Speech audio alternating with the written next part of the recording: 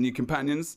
I have two awesome guests with me today. I have Bert, Ferkins, and Gnarly Nate. We're gonna do a little bit of intro of these guys first, but just to say, this is the first podcast of this is the first podcast of 2020 of January. It's the first podcast of January. It's the only one. It's the first one. Okay. We've had quite a few episodes. It's been going well. We've just hit over Christmas. We hit over 10k listens. So thank you very much for listening to this wherever you're listening to it. Doesn't include YouTube, doesn't include Twitch or anything else. Just on Anchor, which is spread out to iTunes and Spotify and all the things. So thank you very much for that. And today we're going to be talking about Greymoor. There was an announcement about a week or so ago in Las Vegas, which is pretty cool, a little bit different. As it was in front of the ESO community and stuff. But first of all, before we get talking, I'm going to introduce you guys to people we have today. Bert Ferkins, how you doing, mate? You all right? Hola, ¿cómo estás? Oh, God. Oh, God. So where to begin? Good, a little bit sicky, so I sound a bit different than I normally do. Yeah, just a little bit sicky, but doing good. How do you normally sound? Not as sick. Okay, that's fair. You know those that ASMR directory on Twitch? He sounds like one of those people usually. I usually do. Fair enough. Fair enough. What do you do? What do you do exactly? Why I am a stream team partner for the Elder Scrolls Online. I am a Twitch streamer, twitch.tv/Bert Ferkins. You can also find me on Twitter at Bert Ferkins. Brand synergy, ladies and gentlemen. Yep. At Bert Ferkins. He did it properly. I didn't start that way. But yeah, I'm playing ESO 4 nights a week and Grand Theft Auto 5 2 nights a week. So that's where you can find me doing the things and or the stuffs. Awesome. Okay. And Bert's been on there a couple of times before as well. So welcome back, Bert.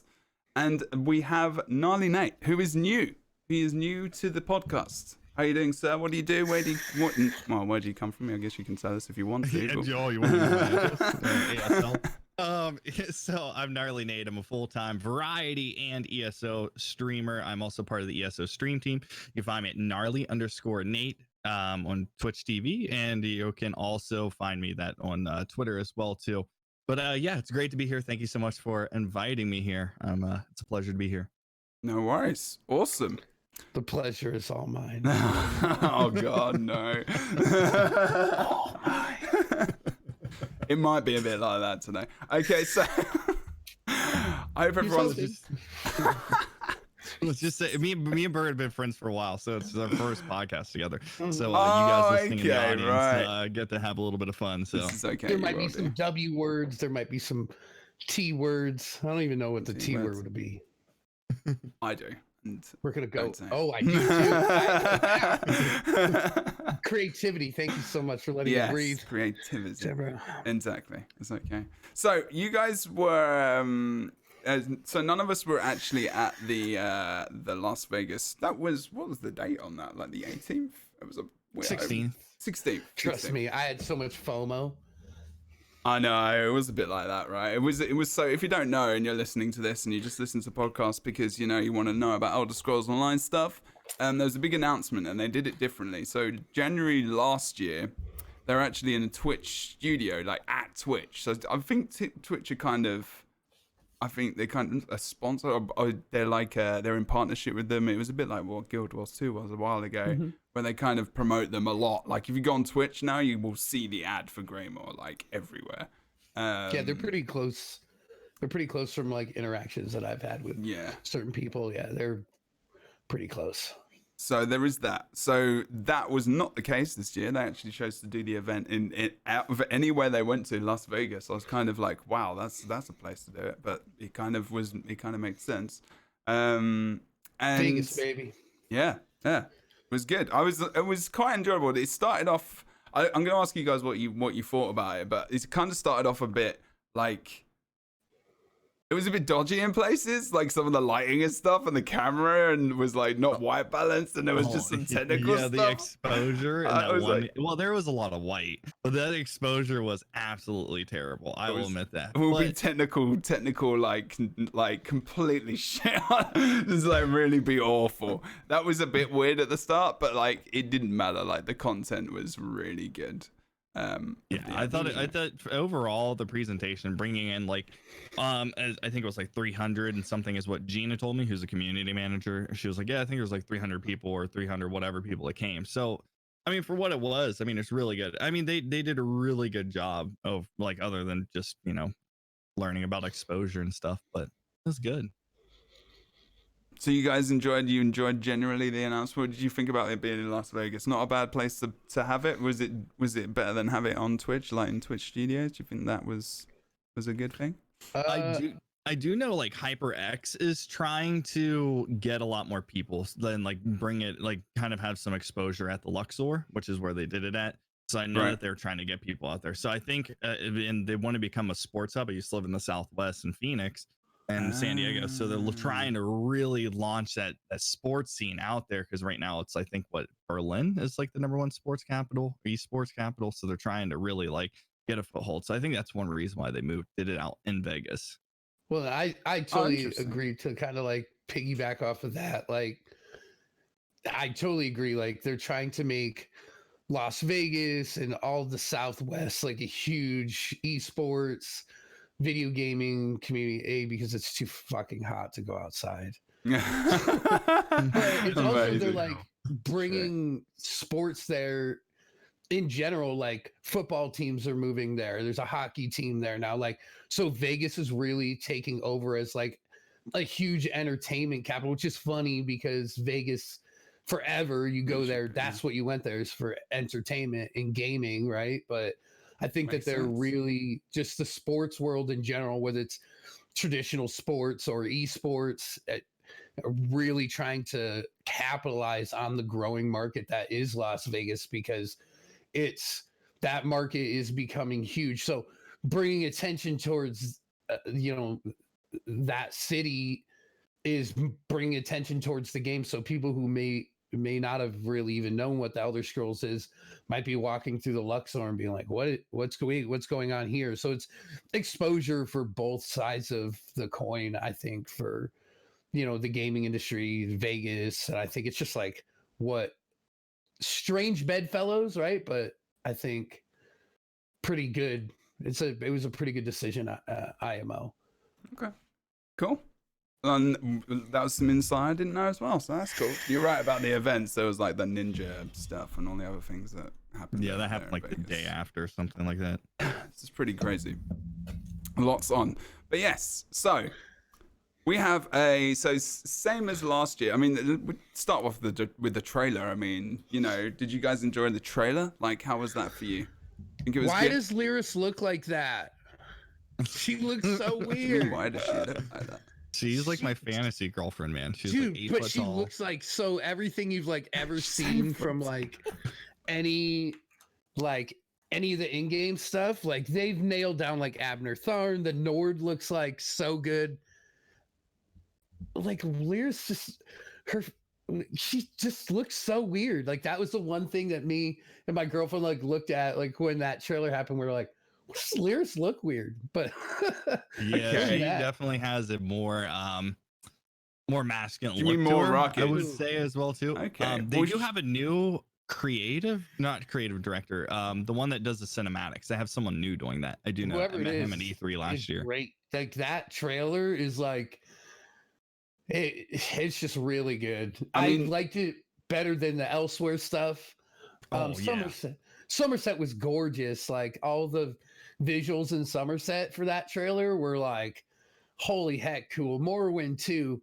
But I thought, like, bringing back the Nord hero, like, you hadn't seen him in like forever, and then Liris, like, right when they all come walking out the woods, I'm like getting goosebumps talking about it. Yeah, I love it. The thing is you like, know it's vampires, and you're like, yeah, no, everything was so like, I mean, the past couple ones have all been like, Elsewhere, Sunshine, Desert, Khajiits, whatever else. The one, but everything's kind of been like more upbeat and cheerful looking in my opinion, other than Morrowind. So like I was really excited to see it. I was like, yes, dirty, scary. Like I dark, want that, like, man. that's the Vampires. thing. It's like growing up, like I'm a DC Comics fan, like versus Marvel. Like Yeah, same. Marvel's like elsewhere, like everything's light, right? There's a cute kitty everyone loves. Same thing with like Somerset. Oh, there's another cute kitty, everyone loves it. Me, I want like grimy, like dark, like give me like what Morrowind was. That's funny, actually. See, that's interesting because, like, Elsewhere had Necros. Like, it had Necromancer. Like, But it death. was I thought it So was it's a weird like- implementation. Yeah, it was weird. like so upbeat. Like, hell, there's dragons. Like, it didn't really seem dark. It seemed like Mhm. here's a cute kitty. Like the Necro never really in any of the trailers. Like, I didn't really feel like the Necro was super focused. Like in this one, you like feel the vampire presence versus like in Somerset. It's the same kind of thing with Somerset. You're like, what's the overlying big bad, right? And then it's kind of same thing with Elsewhere. You're like, oh, the dragons are the big bad, but like there's nothing like Oh scary about them. Like yeah, they're dragons. Played with them in Skyrim, but this is like vampires. Like we've never really had anything. I mean, since like Oblivion, where it's like you got bit and you couldn't go into the sunlight. oh There really hasn't been anything. It just felt like there was this really just dark, overlooming, like brooding feeling of this DLC versus and Elsewhere. I was like, we're going to the desert. Cool. yeah. Like- Well, that's the thing. I felt like we had a lot of like that desert biome. Like we have like the Alkari Desert. We have like we're gonna butcher Bakori or whatever it's called, and then everything felt so there was so much desert. And I do like other places, but I mean when I talk to a couple other casters like Kyle and stuff, they're like, man, I like Glenumbra because it's dirty enough. Now we really get that grimy look. Yeah, to and it, that's and I'm the loving same it. thing I love like Vardenfell and Stonefalls and Oh. I think where the expansion, like, so we got Somerset, that was gorgeous. Like Elsewhere on the whole felt bland because it's in the desert. There's a lot of beautiful places you could go that like made you feel like maybe it was like the Serengeti, right? Like there were some really cool places like that. That's a good comparison, actually. This is like the north. Like this Oh. is cold. This is dark. This is rain. This is snow. This is gloomy. Like It's and there's Western so fucking much. Skyrim, right? There's just so much. There you go. Oh, when they went, I will admit one thing about that trailer that just blew, like gave me the goosebumps when the bats flew down into that underground Black Reach cavern castle with that tickled my funny bones. Gives me Something like to some- speak for like the doom and gloom being its own sort of beautiful, like when it's quiet and it's snowing and like there's nothing, like nothing's making a sound, everything's pristine. It's what Skyrim and what even like East March and the Rift, like those places feel like to me. They're like spoopy, Yeah, I love it. I'm really excited for it. Me too. Yeah, for sure. There you go. I'm showing the bit of Nate's talking about on the trailer. If you're listening to this, you won't be able to see it. You can watch the VOD, but like if you watch the trailer, I'll link it as well. But yeah, it is. There is this, but this is a thing in the trailer, right? And we're going to talk about this. I'm going to ask you first about what you think about Skyrim and everything else. But there is this underground part to the map, which we're going to talk about in a bit, which is kind of, they're kind of telling you about it in the trailer, which I think is really good. So they're saying, you know what, you're going to actually be able to go to this place, which is underneath Skyrim, this this area. It might be underneath all of Tamriel. Like they don't True.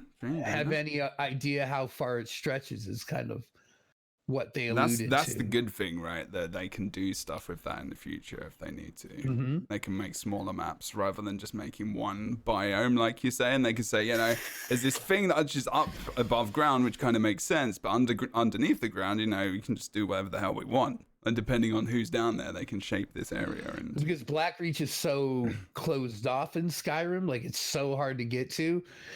Like there's lore behind it, but there's just the infinite possibilities of what's actually down there. and how deep it actually I goes. know. I love the lore for it was amazing. Like the Red Nin route or whatever it was. Nerd Oh route, man, yeah. when you start learning about the like Black Reach is my favorite. Like I'm not sure if you guys ever played Skyrim in VR, but go down there in VR one day, dude. Oh, it is like the coolest experience ever, man. Like I just love Black Reach. So I'm glad that they're what is it like 40% of the map is going to be Black Reach or something like that. That's super exciting. That's right. There's going to be all right. So first of all, you guys hyped about going back to Skyrim, or kind of an areas of Skyrim, Western Skyrim. So I would say I'm not as hyped as everybody that it's like Skyrim, like it's not the entirety, right? I mean, it's not like I'm an everything. Oblivion fan, so give me more Imperial things and Cyrodiil and that kind of stuff. Even for somebody who isn't really PvP, like give me stuff like that. When Skyrim came out, I played through it. Like I got a couple of playthroughs through it, and I was like, yeah. Like, a couple of playthroughs of Skyrim, the Skyrim itself. Skyrim itself, because I played Oblivion. Like Oblivion was the storyline was so good, and like coming off of the high of that game, going into Skyrim, you're like, okay, everything's dingy, and that I like that. I like everything about how all this looks. Yeah, the graphics are amazing. The story just didn't scratch my itch, not one bit. But however, this time through, I'm super excited because I liked the locale, I liked the Nords, I like that kind of thing. So I think that's what makes me so excited about Skyrim is like the area of it, but like making me. I'm hoping that Skyrim is done better in ESO than the Elder Scrolls. Like the regular single player. I think a huge thing too is it's like anything, you know, it's like what you start with. It's like who is your favorite like sports player or anything like that. It's who was the best at that point in time you got into it. So I think with Skyrim, I think some people are super excited because they never played Oblivion or Morrowind or any of those ones. So I think it just really boils down to what you originally got into, you know. Interesting. I'm excited for it. Like I'm really pumped, and I think it's really good because I'm thinking like the age range of people that started with that. I think Skyrim's like 10 years old now or something. So I think we're gonna be able to 2011. Yeah, we're gonna pull a lot of people back in. We're thinking, I mean, I waited in line for that game, like at GameStop at the mall, and I was like outside in the middle of November. 11/11/11, I think, is when it released. Jesus, I remember. I mean, GameStop's not doing as well as Skyrim is still, unfortunately. But there you go. Yeah, you can't buy GameStop on Alexa. Oh, you might be. They're bankrupt. So. Okay, so Skyrim, and then we've got Black Reach underneath. Black Reach, right? Black Reach? What's it called? Yeah. No. Yeah? That's right. Okay. I keep forgetting the name. I keep calling it Dark Reach for some reason. I don't know why I want to keep calling it. Close enough. Yeah. I mean, you know, that's fine. But they both have an A in them. This is also true. One thing about, so going back to the actual event itself, funnily enough, like, viewership wasn't as good as last year. It was it peaked about what? I think it was like 150k, and I think it was about 80k this time. Is there any reason do you think for that? Just speculate, not insulting anyone or anything, because 80,000 viewers is bloody awesome. Like, it's really good, like ridiculously so. I think it's more of just the state of it. As like I've been branching more into variety casting, I'm starting to realize a trend, not just with our directory or multiple directories like that. It's just as a whole. I think that we're getting close to new console release time, and not that many games are coming out. So I'm thinking like if I recall back to last year, there were so many good games coming out, like one after another, and then we kind of had like a dip for a while. Like it's almost like we kind of went into like a weird black hole type of thing. Yeah. So I think it's part like maybe people are, you know, the year-long event elsewhere just didn't captivate a lot of people, or like a lot of people really loved it, but I think it was like maybe like a smaller niche. This year, I thought for sure, because it's Skyrim and all this other stuff coming out, and people are going to be. Well, I guess, did they announce that it was Skyrim before this event? I mean, we knew. I don't think they announced it publicly so much. Yeah, so I think what it is just kind of like getting those people like more. I just don't know. I mean, it's hard because there's a lot of intangibles outside of just our directory that it could be too. But it was kind of weird to me that they didn't have that huge backing that they had a year ago, which is what made me actually get into the game. was during that Yeah. Elsewhere one. Exactly. There's more people that know about it, play it. I don't know if there's anything different, like promotion wise. If it was just like a trend on Twitch, like you say, people are just generally more on Twitch, and they got more screens. I don't know, but it was less people. But it's just an interesting thing to kind of. Just I think mention, there's a couple of factors. Kitties, right? People have been like wanting people like Elsewhere cats for a long time. You saying the cats are more popular than vampires? And Nords? A little bit. Liris, she's 8 foot tall, dude. She's a tall drinking water. She's a giant, man. I think Skyrim, I think, is what's had a huge resurgence in the Twitch directory. Mm-hmm. Like even I've noticed it pretty substantially. I mean, now today is crazy. Yeah, it's insane at the moment. Like there's no drops either, and it's actually pretty popular. So the thing is that last year I think they really had everybody hyped up and got the table all set for like such a great year. And I feel like a good amount of the player base around mid-year after Elsewhere released had the rug just pulled out from under them. I think that was a huge player base thing. And the players in this game watch Twitch. It is very, like you said, Elder Scrolls and Twitch are very close together. That is absolutely correct. And I also think that their players and viewership also reflects that as well. So I think a lot of the people where we saw such a drop off, if there's a good chunk, even if you just look in the directory during the, after like August of last year, it started to go down. And I think it has something to do with that. I think that people kind of feel like they were jilted after some of the releases and some of the combat changes and stuff to that effect. And I think that pushed them out of the game, feeling like they couldn't keep up. I mean, you have the people who were like end game 1% people who left because they're like, well, this is just not what it used to be.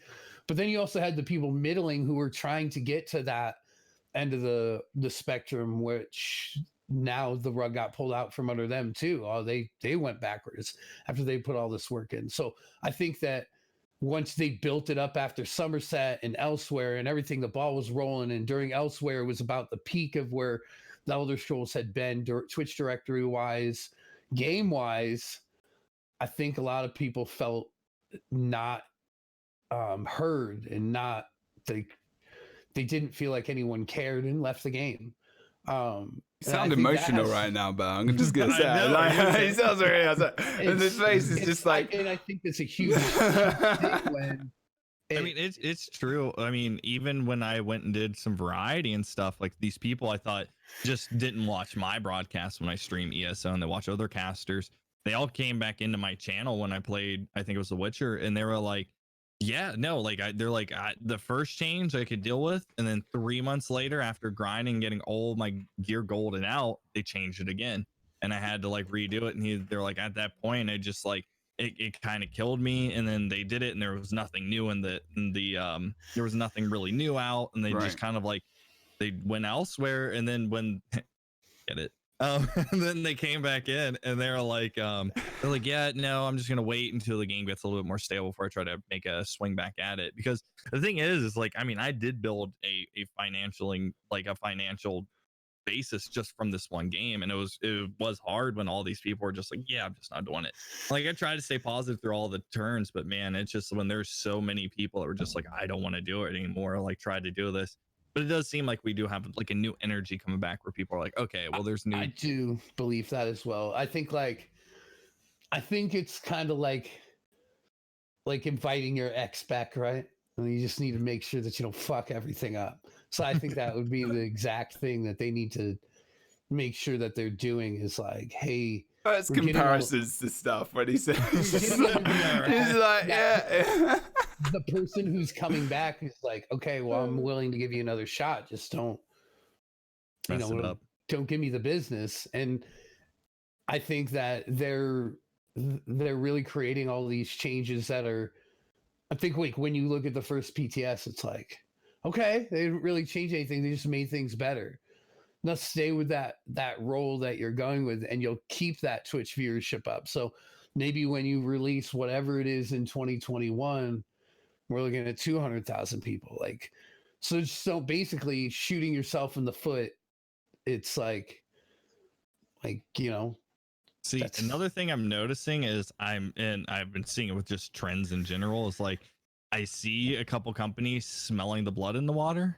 New World is going after them, and a couple other MMOs are like seeing that, like, okay, well, the giant, I mean, you got WoW, okay, yeah, everyone can say that, but there's a lot of like embedded viewership. That's one reason why they do so well. There's more people embedding their viewership there than in our directory. But a lot of people are like, oh well, the giant's kind of getting weak right now. So like I see a lot of these other MMOs being like, well, let's take a shot at him now, like try to get up, do what we need to do, because it just, this last year was like, I mean, it was really, really strong in the beginning, and then it really, really mellowed out, and then those combat changes really killed it. So I'm hoping, I want the best. It didn't mellow out at the end of Somerset. It didn't. It just kept going. Yeah, like Murkmire, like they pissed a lot of people off with like the shield nerf in Murkmire, but like it didn't really affect the community, not like this one. They added the thing about that is, and you talk about Murkmire, what is it? Did Black Rose? What came? Black Rose. But Black Rose is such like a nichey thing that like, but it's no joke, and this isn't like this isn't a humble brag, but like I'm like one of 30 Warden tanks that have ever beat that place. Like that place is so nichey that like people aren't watching Twitch because you put a 4-man arena in, No, like it's stuff that most people the aren't DLC going was good. to. I need to. The DLC was really good, but so was Southern Elsewhere. Like the thing that really is the huge factor is Scalebreaker. They're like, hey, cool, Scalebreaker's good. We've changed everything, but it's easy to get stuff that you should probably already have. All these dots from different guilds, and then it's like, oh, just kidding. All the things that you just changed in Dragonhold, now we're gonna change them again. They didn't do that. Like, I think a big reason that ESO when you say change, can you just like give some context to that, because people might not know? Like, so there was a dot meta where you put all of your dots, like in DPS, you put all of your dots on there, and then just do some spammables, refresh your dots. It was like a damage over time meta. They had that meta for 3 months. Then they were like, just kidding. We're going to kill your sustain. We're going to take away all of your dots that you have just surrounded and made all of your builds surrounding this meta that we created. And I know that they say they don't decide what the meta is, that Playerbase does. There's truth to some of that, but also that's a lot of bullshit. Like, it wasn't nice in PvP though. Like, it wasn't I totally nice. get it. And that's what I totally understand. That's something that they need to figure out on their end. But PvE players constantly get punished over like 10,000 PvPers. You said PvE players and PvP players are not ESO players. Like, careful. There's 10,000 talking about this. There's 10,000 loud PvPers in the forums versus PvEers who are just trying to react to the meta. I think so. If that change happens, you lose all of your sustain, and now you're in a position where PvP players and PvE players are like, where the fuck is sustain? Okay. Like, I can't kill anyone or anything because I can't keep. So I like that they're like, okay, hey, we made a mistake. Here's your sustain back. We're not making any game breaking changes, anything like that. We're going to give you guys back what you had lost. Not the damage wise, but sustain wise. So I think if they keep making incremental changes and they don't dick suck the deal, is probably going to keep this year rolling. But like the drop off between like where Murkmire, where they did the shield change and people were like, why would you do that? Why would you put a 1 second cast time? They listened and they were like, okay, we're just going to make them weaker. We're going to work them around. That appeased everybody. And they're like, okay, you were going to make this change. You actually listened to us. From Scalebreaker to Dragonhold, even when they were coming out of Elsewhere, they dropped brand new content, a very hard, for most people, trial. And then a month later, they completely changed all of the DPS that you would need to do. It's like people didn't even get comfortable and get the gear out of that place before you changed it. And it's like when those two things were brought to to them, they didn't listen. Not like when Murkmire happened and the shield nerf changed because they listened. They're like, well, we're doing this and we're going to do it. We're not going to make these changes. But he's going off on one. Well, the craziest thing I know what you're is trying to that, say, though. Yeah, there's two different sides to it. Especially now I do PvE or PvP as well. It's like PvE feels like they're getting screwed over, and then PvP feels like they're getting screwed over, and there's just not a balance between it. Because the thing is, it's like, yeah, it goes crazy. And then when something feels broken for us, like I don't know, like Evans or whatever that's going on over there, like that's really good in Cyrodiil because you can have like 12. There's so much that goes on, and then like that's the thing is like when you have people like like Fang Rush or the PvPers that are doing this all the time and complaining about stuff, but it makes sense when you do dungeons. It's like two sides of things that can't. It's just so That's it hard. needs to be separated. They have the technology to rebuild it. All right, so so I'm just gonna. That's the viewership. I'm gonna kind of yeah. That's so the that was viewership. It's like, well, you just brought it back. Bert did it. Okay, everyone. Bert did. Bert actually did it. I mean, he brought it back around to what we're talking about. But like that's why people stopped watching Twitch. Period. Yeah. It's like the game the player base leaves. You think they're still gonna watch a game that they feel screwed them? I don't think so. So I think that if they keep the ball rolling towards this year and they listen to players and like they have been, they've gotten us involved as stream team partners of giving us an actual deck to play with. Before, when they would make changes, they would just be like, here are the changes. And then people would come into my chat and they'd be like, oh, you're a stream team partner. Why are they making these changes? I'm all, I don't. Welcome back. No, that's all I have. But I think now that they've like put stream team partners please underneath, someone stop so I can sing. Yeah. I think since they put stream team partners underneath an NDA, and now we have the go. We have the ability to come with like a loaded gun, be like, hey, this is why. I can be like, hey, this is why they're doing this. Like, this is why they're doing that. Like, I think that gives us like a way to keep the ball rolling for when they do a release and next year, and their Twitch viewership is through the roof. It's because I think that if you put those little things in place, you can keep it rolling rather than have it like it was peak off a cliff, like right off a cliff. Like, so thinking about that, okay, so that's what we're thinking could be the reasoning for the kind of ESO drop off, maybe a little bit, even though it was still pretty good. So like, just saying, like, we're not like insulting or we're just critical. We're just talking about the things. That's what we do on the podcast. You discuss and we talk about the things. We're all in the stream team. I'm not stream team part-line, but I'm in the stream team. And so is Nate. Bert is above us. He is above us. He's very much below the best. you. He's the best of us, and he is the worst of us. So it's okay. Yeah, and I can agree. It's still doing very well. Like compared to other MMOs, I think it's World of Warcraft, and then it's ESO actually. But obviously, I know that Final Fantasy 14 has really. Oh yeah, Final Fantasy 14 as well. Of course, right. They're like.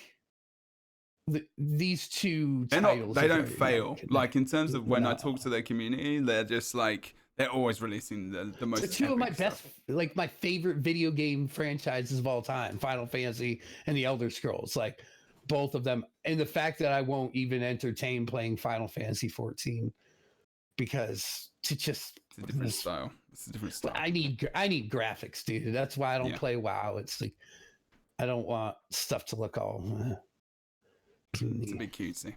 It is a little bit different. Very it's just cutesy. It's a different style. It's a different style. And I'm not. Yeah. Okay. I need that. He needs rawness, and that's what we're going to talk about. I'm going to talk about rawness. So we've got. Wow, that was a long while. So we haven't even talked about the flipping thing yet. This could be a long podcast. Okay. Oh, and dogs as well. That's awesome. He's going to go sort his dog out. It's okay. You're all right. All right. I don't know what dogs are like. Okay, so.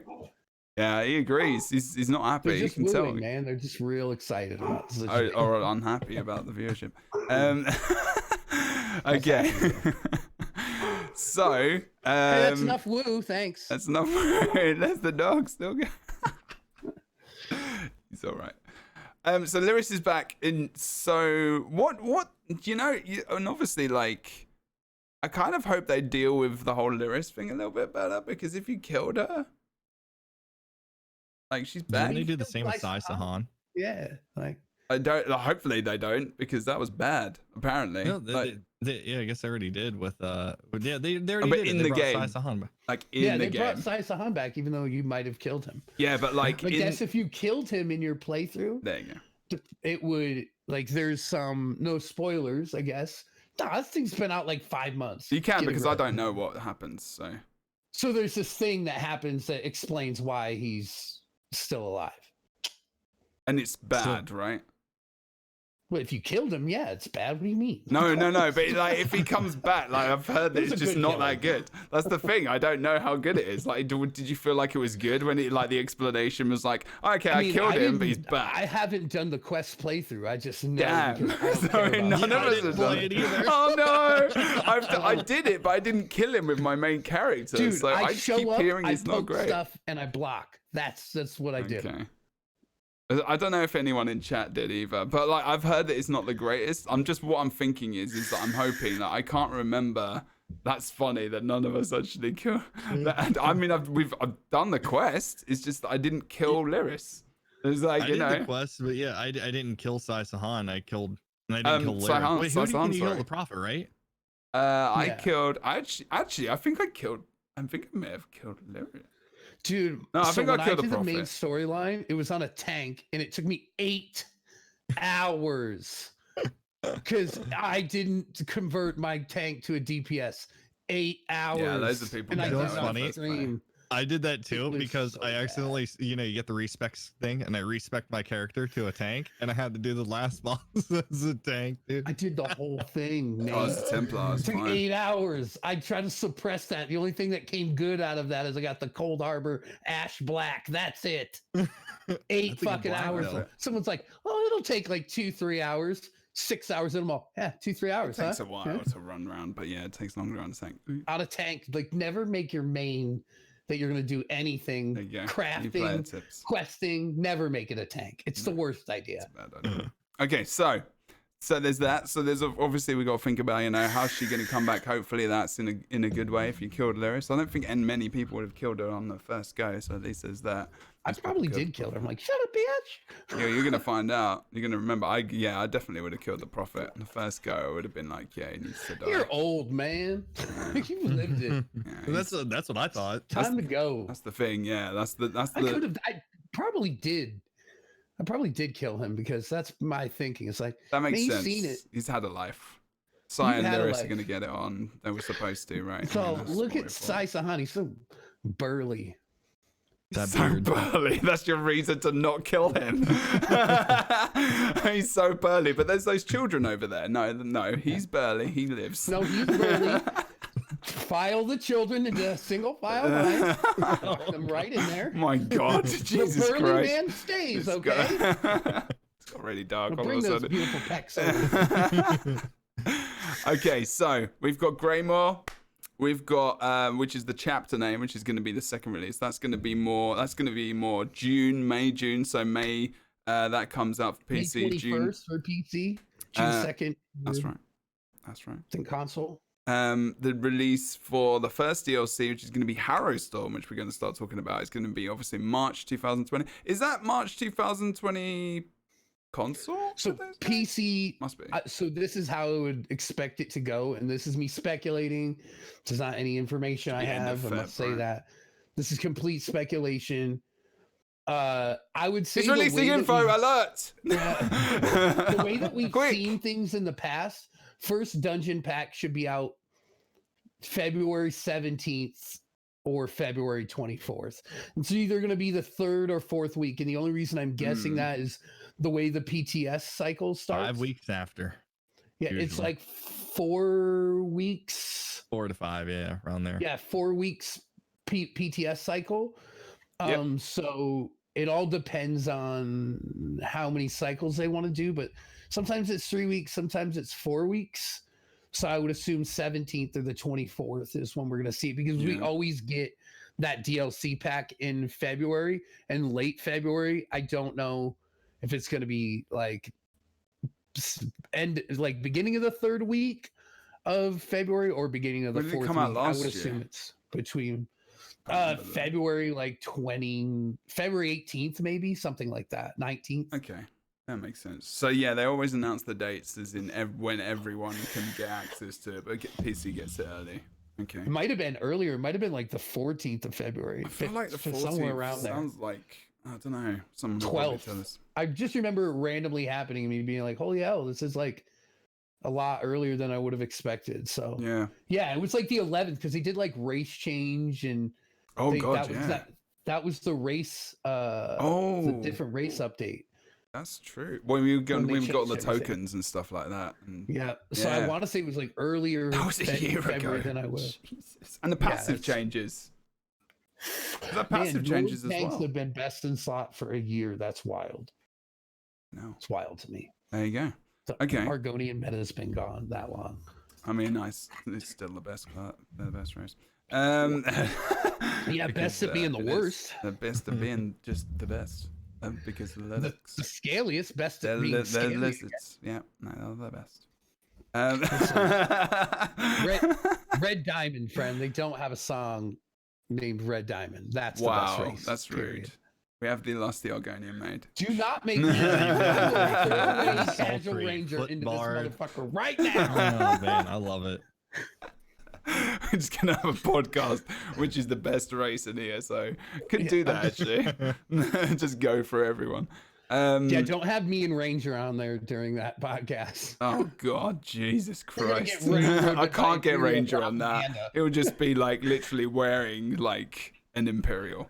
Like wearing an Imperial. Ranger would be like, Skyrim belongs to the Imperials. And Skyrim belongs to the Imperials. Every single DLC belongs to the Imperials, even if they don't. Pretty much. Oh my God. Okay, right. I'm done with the Imperials. Right. Okay, so the first DLC. Done with not loving them as much as you should. I'm just gonna mute, but if he's talking about Imperials, I'm done. The first DLC is Harrowstorm and update 25, which is there's a preview actually on the website, elderscrolls.com. And no you can spoilers for dungeons if anyone's done them. None. I don't play them until they come out. None. I don't either. Actually, I don't go on the PTS. I like people seeing my reactions on stream. I go to the PTS, but I don't do the dungeons. I refuse. Yeah, that's good. You should go to the PTS people and help test. That's something which is useful. But as content creator, I like to be surprised by everything that happens. Oh yeah, I love being shocked by the dungeons and doing them blind. Yes, like on hard, hard the first day. Yeah, dude, I do it. Pug it. I pug it on the day. Oof. And I spend 6 hours in there on vet. I don't even risk it that maybe one of the pugs knows the mechanics, which is never the case, but I won't even risk it. I like the people I run with, the 4 people I'll do it with, we all stay out of the PTS for the dungeons and we go in there blind and no one like Lair Marsalok was so fun blind. Like we had no idea what we were doing. No idea. Same. So it was good. I'm excited about Harrowstorm. I remember last year with the other DLC dungeon pack that came out with those two. Frostfort was just, I remember it being a nightmare, but it was like, whoa, lasers and shit, dude. This is awesome. Remember? It's still a nightmare. That boss fight is so broken. I love it though. It's so good. The mechanic is one of my favorite ones. It's one of my favorite bosses actually with the lasers in there. It's really different. It's very. We're talking about Frostfall, right? Uh-huh. Yeah. With the laser going across the room and then the blocking of it's really good. It's a good mechanic. They extended the not the hitbox, where the laser can hit, because it would be like the tiniest area where you have to stand. Basically, there's a laser that comes out into the room and it gets blocked by the boss in the middle, who kind of hibernates in this crystal or whatever the hell it is. And this blocks this laser. So if you're listening, just to explain to you, you can stand behind this blockage so you can basically survive. But there's all this other stuff hitting you, and on vet, you can just get one shot by this laser. And it's just like, it's really awesome. It's just hectic. It's good. One thing I do like that they went away from, even going into that dungeon pack and even in Lair Marsalok dungeon pack, like if you remember from like what's it called, the werewolf DLC. Whatever. Access play? God, yeah, those ones. There was like nothing but one shot. March of one shots. Demon Hunter one shot.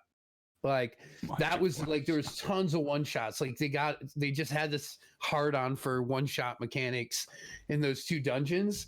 And I think that when you went into like Depths of Malatar and Frostfall, there were one shots, right? But they were more like it was a little bit of a cushion. This isn't gonna one shot the tank. This isn't, you know what I mean? Like they got away from that, and then going into Lair Marsalok, they did the very much same thing. Like, hey, all these fights are really annoying. You're not really gonna get one shot, but like I feel like they did a very good job, and that means they're progressing to me. So like Harrow Storm coming out, like I hope they keep that role. I also like the tip of the caps to the other vanilla dungeons, like this is basically Direfrost Keep, like where you learn about Drada and stuff from what Finn said.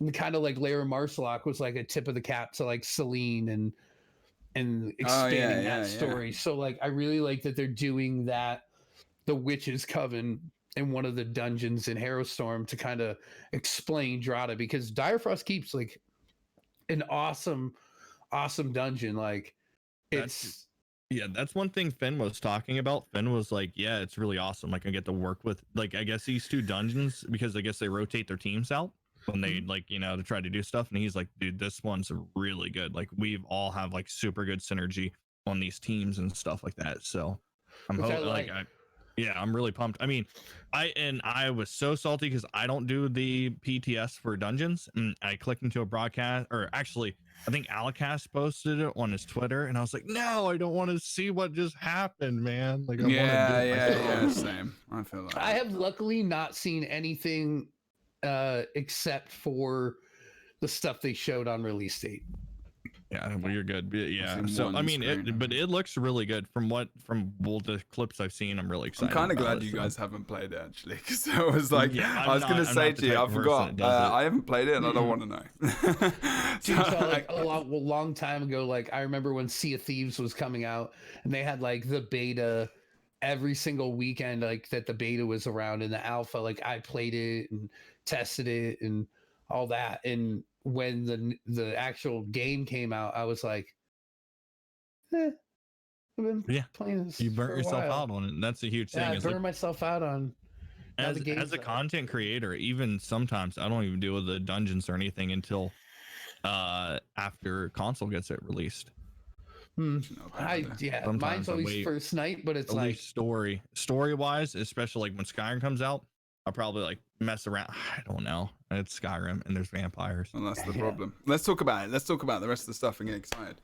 Okay, so we have the 2 dungeons we have is Unhallowed Grave and Ice Reach. So Unhallowed Grave, other than this is just kind of the stuff they've released about it, but it's an ancient burial site that was heavily guarded and has been forgotten about.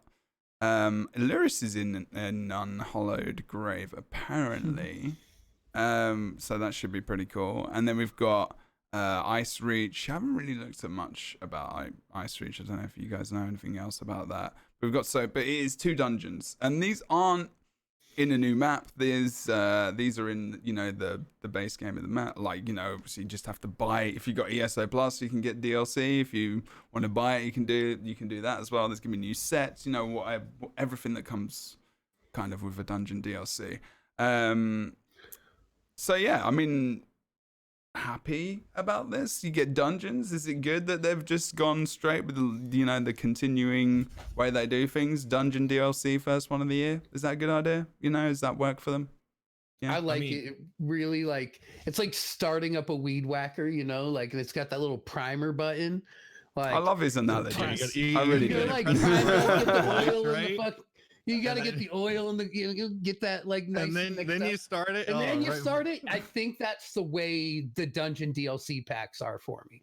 And I really liked it last year when they did like the race, racial update for that last year. I really think the first dungeon pack is like, if you threw me right into Greymoor, I would be like, okay, this is really awesome. I'm getting the trial down, and then a dungeon comes out. I'm like, It's a warm up. All right. Okay. I'm more like gearing towards the trial and doing all that. Like the dungeons are cool. I do them after trials or before trials with friends, right?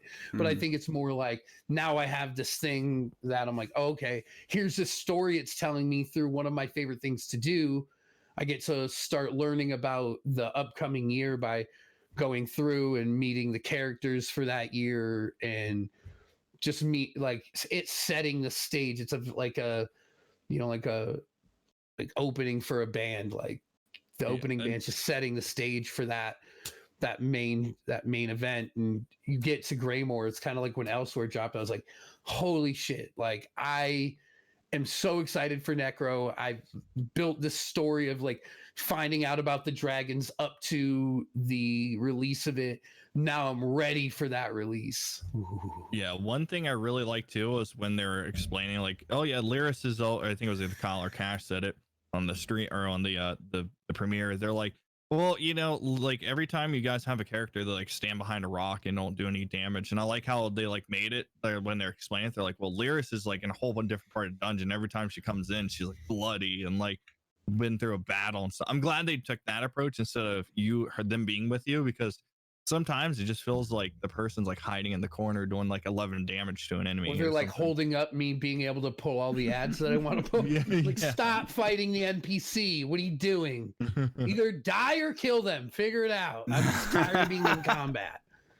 Yeah, so I like that they kind of took that approach, and I'm really like, honestly, a lot of the stuff they did this year was a brilliant move. Like, sent out all those encrypted messages that came to all the casters that are on the stream team or content creators. The way that they kind of linked it up, like I think they're definitely going in the right direction. I think now hear me out. I think they're like knew that this release they need to like kill it because people are really pumped on like Skyrim and stuff like that. So I think people are like, I think that like Elsewhere was done really well, but I still just didn't think it captivated everyone. So I think right now they're really trying to get everyone involved, and I think they're making the right moves to make everything the way it needs to be.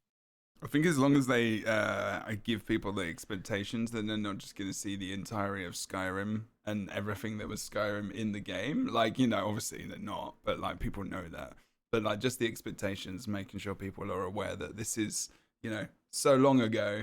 Like before all this stuff happened, and this is like, you know, this is what this is. I think it's more information would be good about like map and like story expectations and stuff. Yeah, I like that they did stay true to a couple places, but they're like definitely inform people like, listen, this is before like Skyrim's 4th era, this is 2nd era into 2nd era. So listen, like this is what's gonna happen. So I'm glad they kind of did do that, because I mean that's like the number one thing as a broadcaster. Hey, how's this game like? Is this game like Skyrim at all? No, it's not like Skyrim at at all. Not at all. Yeah. But it's really good. I mean, but it's really good. Yeah, I mean, they did a lot of stuff, but like I can't remember who said it at the start, but like, you know, they kind of did some stuff better than, you know, I mean, Skyrim and ESO kind of overlapped each other when they were being made, right? When they're in dev. So like, to a degree, I mean, they definitely did. They're kind of making it at the same time. So when they're both coming out, like, you know, there's some, and well, the way they are now, obviously, ESO is a live game. You know, they've been able to update, you know, combat and graphics and all, you know, systems, and they're still doing that. And you know, ESO is kind of, you know, grown up gracefully, whereas Skyrim kind of, you know, that's just about mods now. Yeah, one thing I will admit, and because you're talking about updating graphics and everything, I did hop in the PTS and I ran past a lot of places that have known memory leaks and stuff, and the improvement is a lot better. See, and there you go. Look a lot better too. Well, that's one thing that's coming as well. So update 25 is performance improvements, like you said. So let me read it. I'll read what's on the actual website, because that's right, probably by the way. 11 reader. I was right. Yeah, I should confirm that. Sure. Okay, so update 25 improvements launching simultaneously with Harrow Storm. It's update 25, a free base game patch for all ESO players. This update continues to implement the planned performance improvements and introduces a series of new features, fixes, and balance changes. So performance improvements with update 25, we're implementing a series of improvements that help frame rates on all platforms. This includes changes to the effects manager and addition of multi-threading. obviously processor stuff, which is really important because MMOs are like notorious on running on just one thread. Oh, good lord. It's so annoying. As you can have an epic CPU and it just be tanked down by MMOs. MMOs notoriously, if you're a streamer as well, it's all about CPU.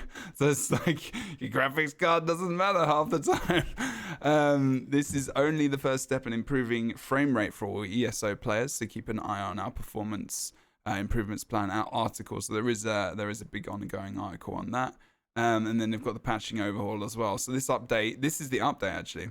Also implements a massive patching overhaul for the ESO game client, changing the way the game is downloaded, patched, and stored. I think this download is 30 gig less. Is this the gig? Is this the one which they've talked about being 30 gig less?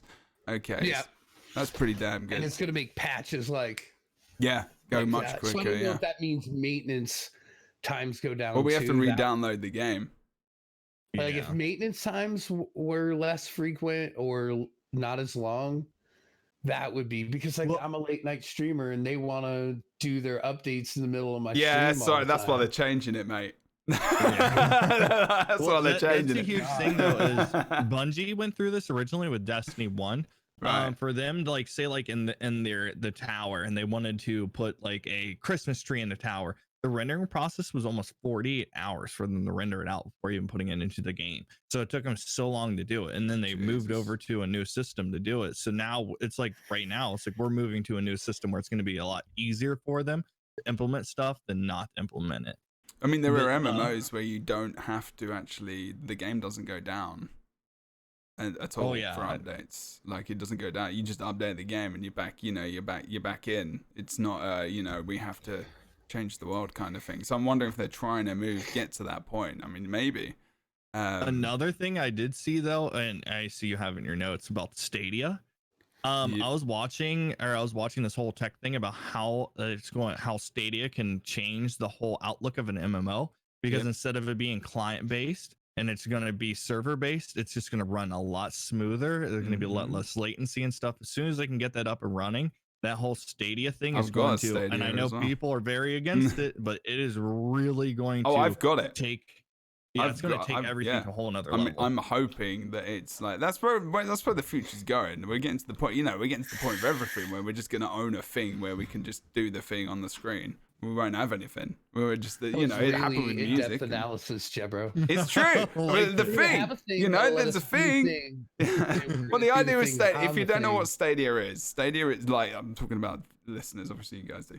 But Stadia is literally you've got a gamepad, you've got whatever screen. If you've got a phone as well, it works on there, and you just play the game on the servers wherever they're based, and there's nothing. All you need is a browser.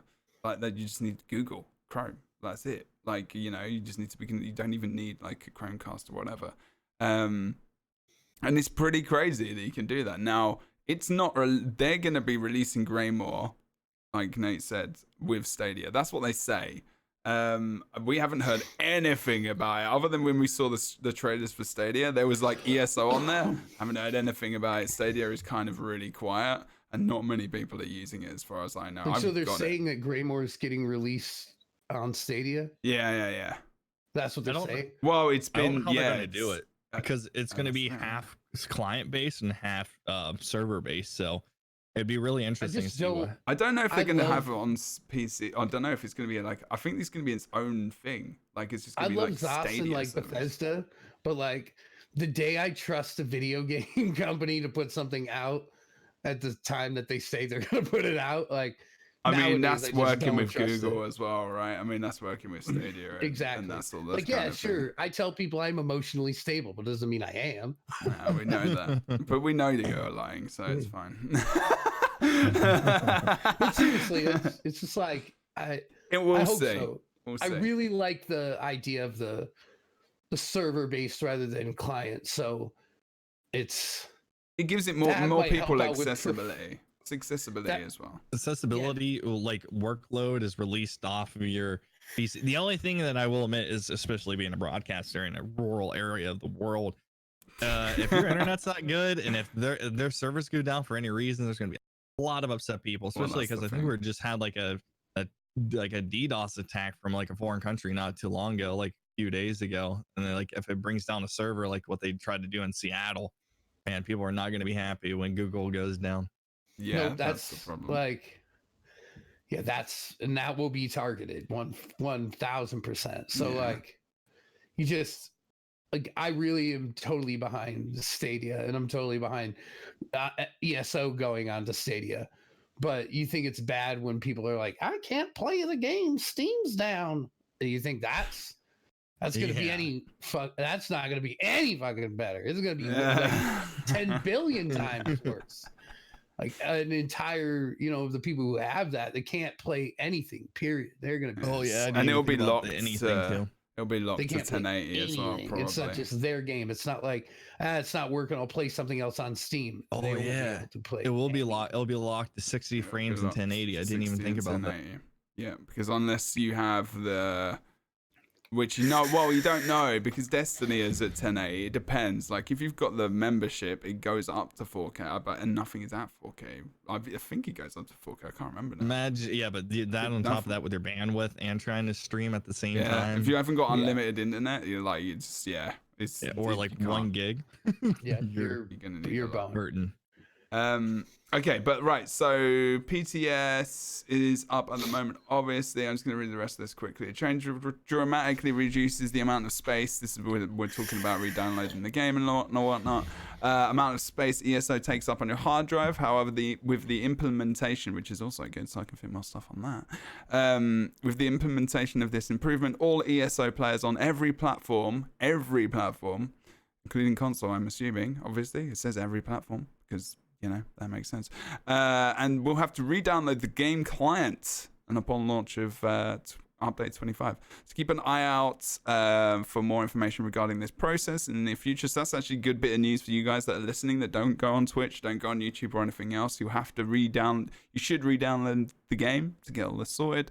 You can earn yourself a free Crimson Torchbug pet in trouble. So you get a free pet as well. It's pretty good. That's a good incentive to do that as well, actually.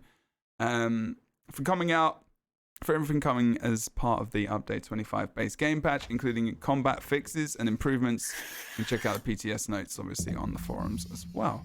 So that's all good.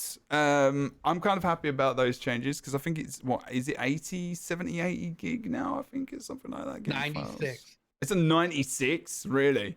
Whew. Jesus, I wouldn't shit you. You're my favorite turd, Jebro. Yeah,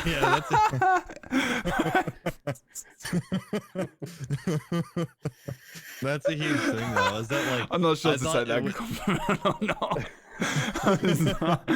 When I saw it, I was like, "Oh, it's 30 gigs less," and I downloaded the BTS. So I was like, "Oh, yeah, it's 30 gigs less from everything that you can download." So okay, makes more sense. Actually, the PTS doesn't have that. So the PTS is still the full live server. They won't actually release the 30 gig less until the actual update comes out. So the PTS is not the lowered. Is it not? Okay, I didn't know. It's not. It's still at 96. I downloaded it like last week sometime. So that'll be dropping the entirety of that. You'll have to re-download dang. So hopefully it shouldn't take too long with all the changes and everything. It won't, because it won't be as much. Okay, cool. So Harrow Storm, 2 dungeons. Boom. Liris is in one of them, at least. And there's all the stuff happening. But then we've got the chapter. So Greymoor is going to come out May 18th, June 2nd for console 2020. This year, 60% above ground, Western Skyrim zone. And we are, obviously the whole year is all about the dark height of Skyrim. And then we've got 40% below ground, which is called Blackreach, which Nate mentioned a little bit about earlier. And it says, so what they said is the zone initially when you get into the map, it will look smaller because, it's got 2 zones pretty much in it, chapter. But if you combine like both. North and South. Yeah.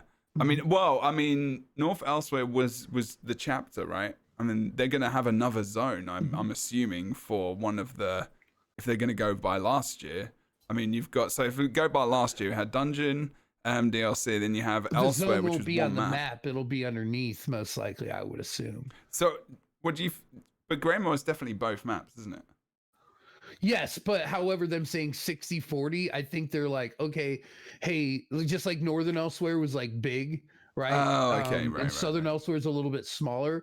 I think when they're saying like, hey, this overall zone might be smaller because you're probably going to get 60% of the map in Greymoor, and then I would assume maybe for the story DLC and the zone DLC, that might be Blackreach or more of Blackreach or vice versa. Or there's a separate. Are you sure? I think they're releasing both with Greymoor. So however it works, they're going to split it up. Like I would almost guarantee if that map is a certain size, it's not just, you're not going to just get the whole zone released and then a storyline that goes along with the zone. I would assume that it's going to be like how it would be. I would assume canon would be with the way that the releases have gone. Like in Somerset, you got Somerset, you got that entire island, but then you got Merkmire, which would have been its own zone. So you actually think Blackreach is going to be later released? It could be. It might not be Blackreach that gets later released, but some part of that map would you mean an extension to it? Okay, right. Yeah, some part of that map will be inaccessible during Greymoor, that they would be holding it out. Like I don't think I have a feeling that whole vampire castle thing is going to be held out, and then they're still going to let us go into Blackreach, and then they're going to open up a section with. But it would be along the lines of how like Merkmire went and Southern Elsewhere went, where they're just not going to give you the whole nut right up front. Like they're gonna make you do that part, and then all of us because otherwise if they release everything all at once, you're just getting a quest line. Maybe they release like the rest of Skyrim. It could be like a chunk that like maybe they hold out Solitude or something to that effect, but I would almost guarantee that they hold out something to release with the October update, because the October update has always brought another zone to be able to go into. Can you imagine if they redid like the Mages Guild or something as well, or like for later? I mean, they could do. I mean, there's like, I don't know what. Like Call of Winterhold or something. Yeah, I'm literally playing my first playthrough of Skyrim right now, and I just got to Winterhold, and I was literally like this the whole time. What? Yeah, it's epic. It's absolutely epic. Amazing, and I was like, where is this on the map? I was like, is this going to be in the game?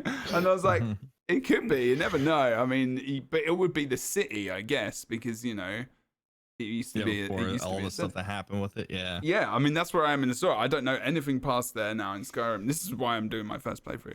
And I was like, okay, so maybe like this is actually gonna, maybe this could be a thing. Maybe White Oak, could be. You never know. Okay, so that's interesting. Yeah, cool. But I am glad they're reworking the vampire thing though. Man. That is a good way of rejigging a skill line to make it feel like they're releasing a new class. So the thing that I always hated about like vampire and werewolf is like there's only one reason to be a vampire, and that was to get Magicka. Magicka regen. Yeah. That's it. Other than that, like if you're a healer or you're a caster, like you're pretty much going for that. Yeah. People are like, oh, you could use mist form in this situation. It's like, in PvP. PvP is mist form.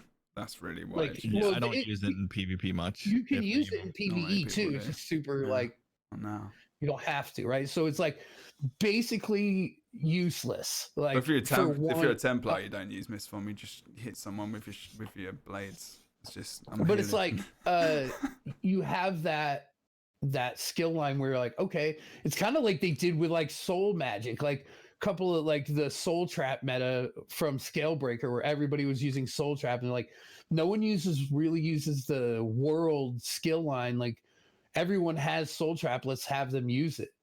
Like it's giving you a new use for a skill line. And I think in my opinion, the way that they'll do it is right now you need to be at vampire level 2 to get the Magicka regen, and you got to kind of hover in between that. I have a feeling that they'll move the passive up to where you mean the full bonus? Yeah, you have to be in stage 4 vampire to get that magic recovery, and then that means it's going to come along with the like you're not as fire retardant like as you would normally would Yeah, be like you're way more vulnerable. I wonder if they're gonna remove that actually. What the vulnerability to fire? Yeah. No, not the vulnerability to fire, but the passive where you can make sure that you aren't as vulnerable to fire. Is that right? Is that passive? I can't remember. Well, that's what I mean. I believe that would be like, so that right now is like stage 2 vampirism. Like you're not really affected by fire too bad. But as you go up and like get to 4, you're really bad. I feel like they'll leave that in. Like if you want the mag recovery, dude. Oh, so you've got to choose between fire and fire on your face, like not too bad, or magic recovery. Yeah, and most people are gonna be like, well, screw it. I'll just. I also like resurgent for dark elf, like a dark elf to come as a meta, like to offset that. Like I could see Magicka users being dark elves now because the passives for everything are very good with spell damage. They're in tune and with high elf, which used to be meta. Now it's right now Breton because there's no sustain. Yeah. I feel like the meta could switch to dark elf because of fire resistances. You still get that mag recovery. You get the sweet spell damage like you would on a high elf, and dark elf could really make a resurgence in racial meta. You know what else characters I like about the vampire rework is that like the more you feed, the less of a vampire you look, and the less you feed, the more you look. Like I like the which how it should be. Like I never understood that shit. Like wait. Like I'm a like, and that's in like every vampire lore I've ever had. I guess technically, like when you don't feed, you become more desperate. Like in a lot of like, you become more desperate for feeding. So you become like, so features and stuff became more like kind of defined and stuff because you get more desperate, more like feral. I guess like so exactly. That's kind of the thing. That's but if every vampire lore of any book, any movie I've ever watched. But that's, and then when you're fed, you're fat and happy, right? Like everything's fine. But you're more human-y. But like, you're more human-y. And they did it the opposite. It's like more. Yeah, I think so. No, it's not. It's opposite. When you're because my tank's a vampire. Yeah. So like mine has it. So it's like, dude, he looks terrible when he's all the way at level 4 and stuff like that. But yeah. Oh god, yeah. Okay. To look good in this one right now, if you don't feed and you get to stage 4, you look like look like 10 pounds of shit in a 5-pound bag. But one thing I do want is I do want more attacks. Like I would love to be able to stun lock people in PvP using like feed. I think that'd be awesome. Well, people are talking about elites. Elites changing. What's the elite at the moment? Where you change into bats? Is it that one? I can't remember. What's the elite for? I can't remember because I don't use any of their abilities. Pretty sure it's like you turn into bats, like a bat swarm. Oh yeah, where they swarm around you. Yeah, I think so. Vampire Lion. I ran into somebody using that in PvP, and fuck that thing. Yeah. Let me see. I'm gonna try and find it actually. Vampire skills. Get CC'd in that, baby. You're donezo. Yeah, I would love to. I would love to have like. I'm glad they're reworking that ability because that is one of my favorite. I mean, I use stam characters for the most part. Well, the vampire. That's what you guys are talking about. The vampire ultimate. Yeah. Is it clouding? The vampire ultimate. Yeah, I think will end up being useful. Maybe PvP wise. I don't know because obviously we haven't seen it yet, but. People are saying you're going to turn, like, you know, they could make it similar to Necro, where you just turn into something. Like, or like werewolf, you know, turn into a werewolf in the werewolf line. Yeah, turn like branch wings and turn into like that. You could turn into some awesome demon fucking vampire which is like good for PvP and a PvE aspect. That would be like, unless you can still do all of your skills the way that you've done, if you turn into something where you can't do skills. I think it would be leeching, like you'd leech life and stuff like that. And if it was like a transform, like werewolf is okay because it's damaged because you actually have utility. So there's like a fear, there's like bleeds, there's stuff like utility. that. The fear is okay. But everyone's using immobilization, like flipping potions, so it doesn't matter. But yeah, I could see it being like if it's like some crazy leech or something like that. I could see where it would work like some sort of life steal, but on like a ridiculously larger scale, something like a Destro Ultimate, where it just puts some ridiculous crazy bleed on you, where you like in PvE, That would that's make sense. where I could Like where a I could bleed or something. see where like you would drop it or you would turn into this thing, and every light attack that you hit or something puts on a bleed that you can't even handle. Or it could be something where it is like a place like a Destro or something like that, where it just absolutely, or Colossus, where you put it down once and the effect lasts for a certain amount of seconds. I can see where they would put that in the aspect of those kind of ultimates, where it was something that put some effect over time. Because right now, the Flesh Colossus in PvE is so good. It's like it does damage, right? But that's not what it's there for. It's there to put major vulnerability on a target. And if you have minor vulnerability coming from first mention of Warden, from like a Warden or Infallible Aether, where you're getting minor vulnerability plus the major vulnerability, like holy shit, man! Like that's instant damage increase for the entire group. So if they use it as something, some sort of support or utility, that ultimate could be like exceptional. I have to be However, careful with that. a lot of the times they don't do that. Like so, but like the Flesh Colossus is like, but I could see it being something on par with that, where it'll make you switch up your play style, and maybe you don't like, you run that on other mag characters and it gives you some sort of major courage all the time, like What's Up, or major heroism. It's something to that effect, where they added some sort of side effects to it. I like the idea of I mean, I think it's a good thing. I mean, I think with the chapters as well, it means that it does feel like, you know, you're gonna have a kind of, because, you know, Somerset was Sigic, you know, vampire, you know, I think they looks like, are they redoing, I'm not sure if they're redoing the quest line as well, and that could be a good, oh no, they are, this is quest redone on my notes, so I wrote this while they were talking about it, so they are going to redo the quest by the looks of things, or bits of it maybe, which would be a lot, the quest was actually not that bad. It's like how you feed on people is different too, I believe. Animations. Maybe animations changed. Yeah, that's right, so feeding is a new paired animations where you feel like you're feeding and like physically on them, because when you're feeding you do this thing where you kind of, the animation, like suck their blood out with like your hand or something. Well, or it's out of your mouth, I can't remember. Yeah, it's like a line, like a small beam which pops out, and you kind of do this thing where you're like bringing in the blood, exchanging like, blood. Yeah, it's weird. It's not like a jumping on their back and kind of like, you know, gnawing into their neck or their head or something like that. I don't know. So it's not very it's not very typically vampire-y, whatever the I think word yes, is. the former. Yes. So yeah, they're making that a lot more physical, and I'm wondering if that could be an ability that you could use, you know, to just in the game as well. Imagine in PvP, you just suddenly start jumping on these people with this vampire sucking ability. Dude, please don't give any thoughts for people to complain about in the forums. That would be epic. I would love that, dude. And just attach yourself to an enemy and if just you like change this vampire one more time, I swear for the 800th I swear, time I'm not sure they sound like elderly old people, like, you know, really elderly people. Oh maybe... I can't believe you changed it. Oh,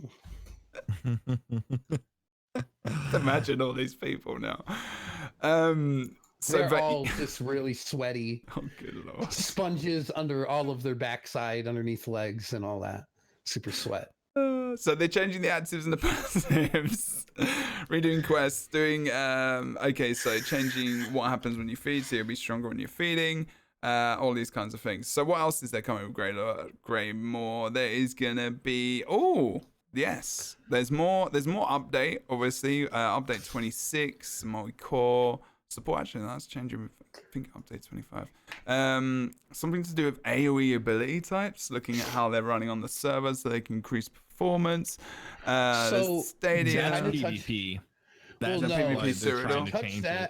Touch on that as well. Like for this next update 25, they're reducing the cost of AoE dot abilities, shards, wall of elements, like all that, endless hail, all that, those abilities that are like in PvE meta. They're reducing that. I could see that being a testing ground. They're like, okay, we're gonna give these people their, AoE dot damage back and see how it puts with their new update, right? With the load on the server, to see how that puts the server through, and then mentioning that in the next update in 26, saying, hey, we're gonna see how AoEs and dot, like, they're giving it back to you to test it. They're gonna see how it is, and they might rob it away from you again. That's one thing I'm worried about, but that's what that sounds like. They're giving you the AoE dots back right now in PvE and PvP.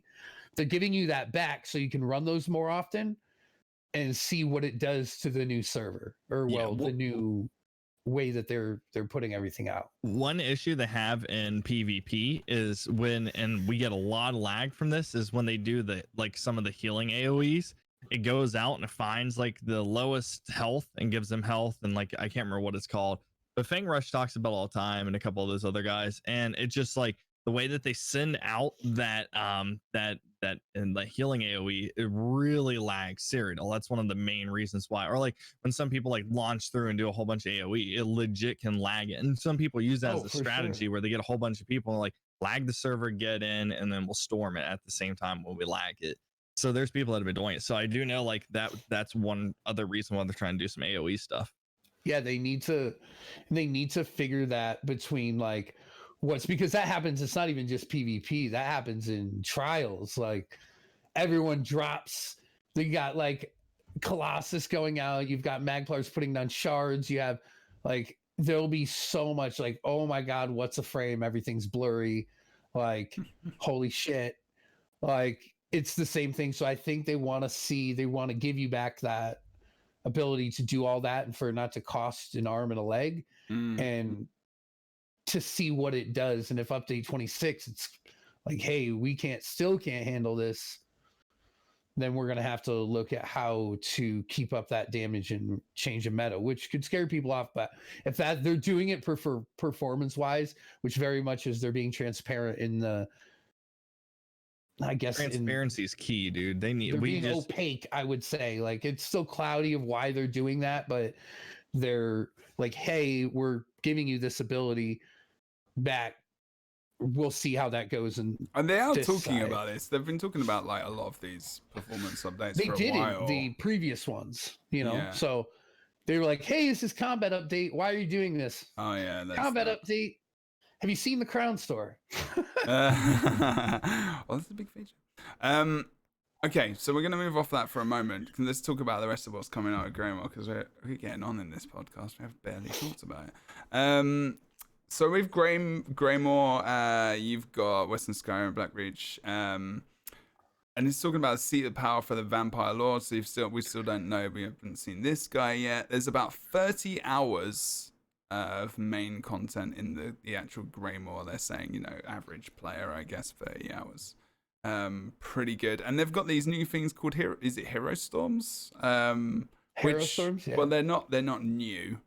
I've called that wrong. They're Harrow Storms, so I've written the right thing later down. But they're like Dark Anchors. They're like, yeah.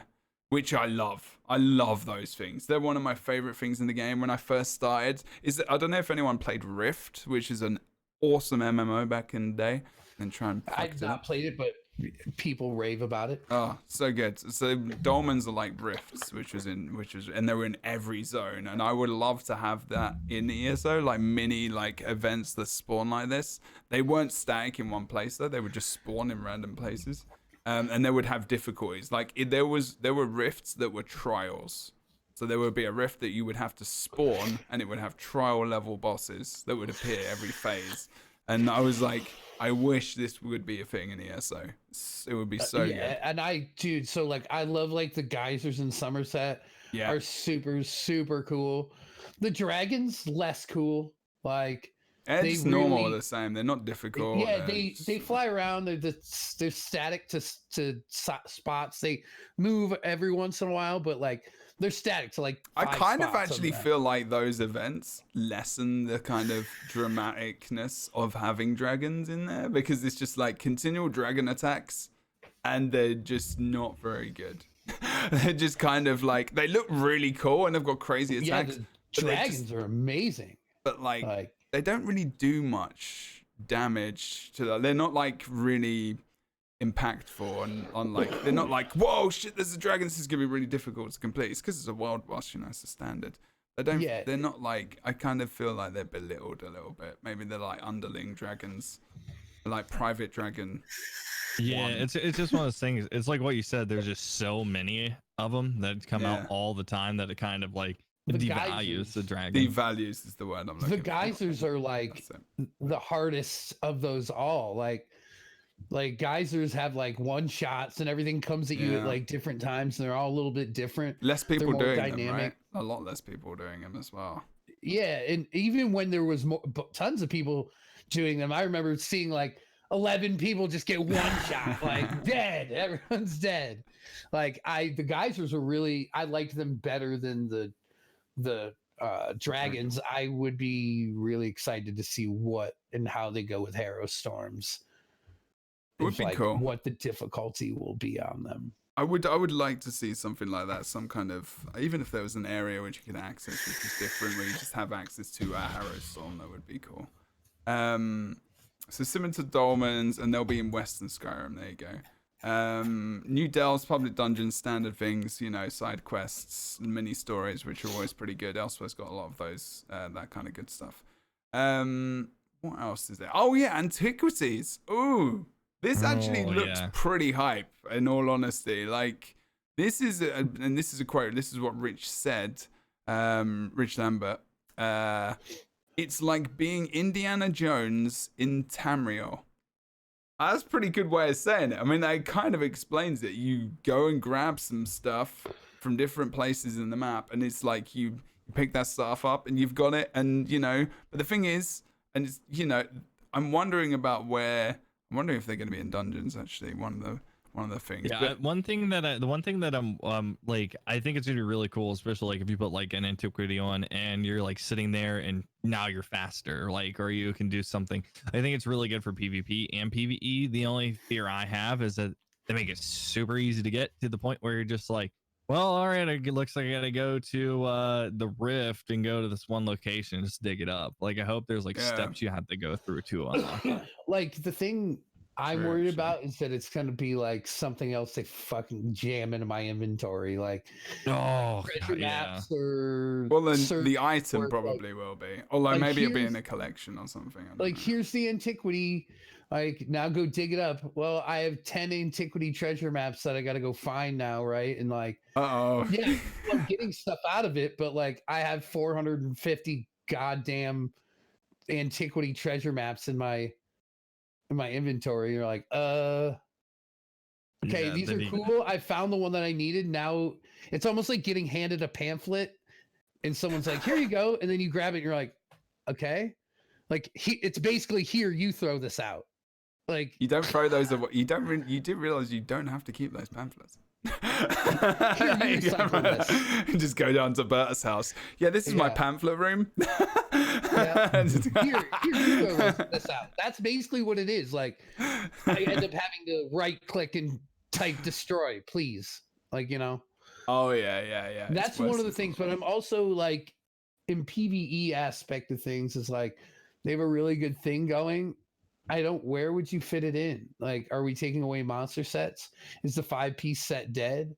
Are we doing away with you don't need a Maelstrom Inferno? Like, that's a very good point. PvP, where are you fitting it in? Like, what? Unless there's a new slot that becomes available. Yeah, that's what I'm hoping. What are we taking out to give an antiquity? Because if I'm losing a monster set, is it worth that? Like, hey, I'm faster, or I regen mag enough. Well, hey, that's cool.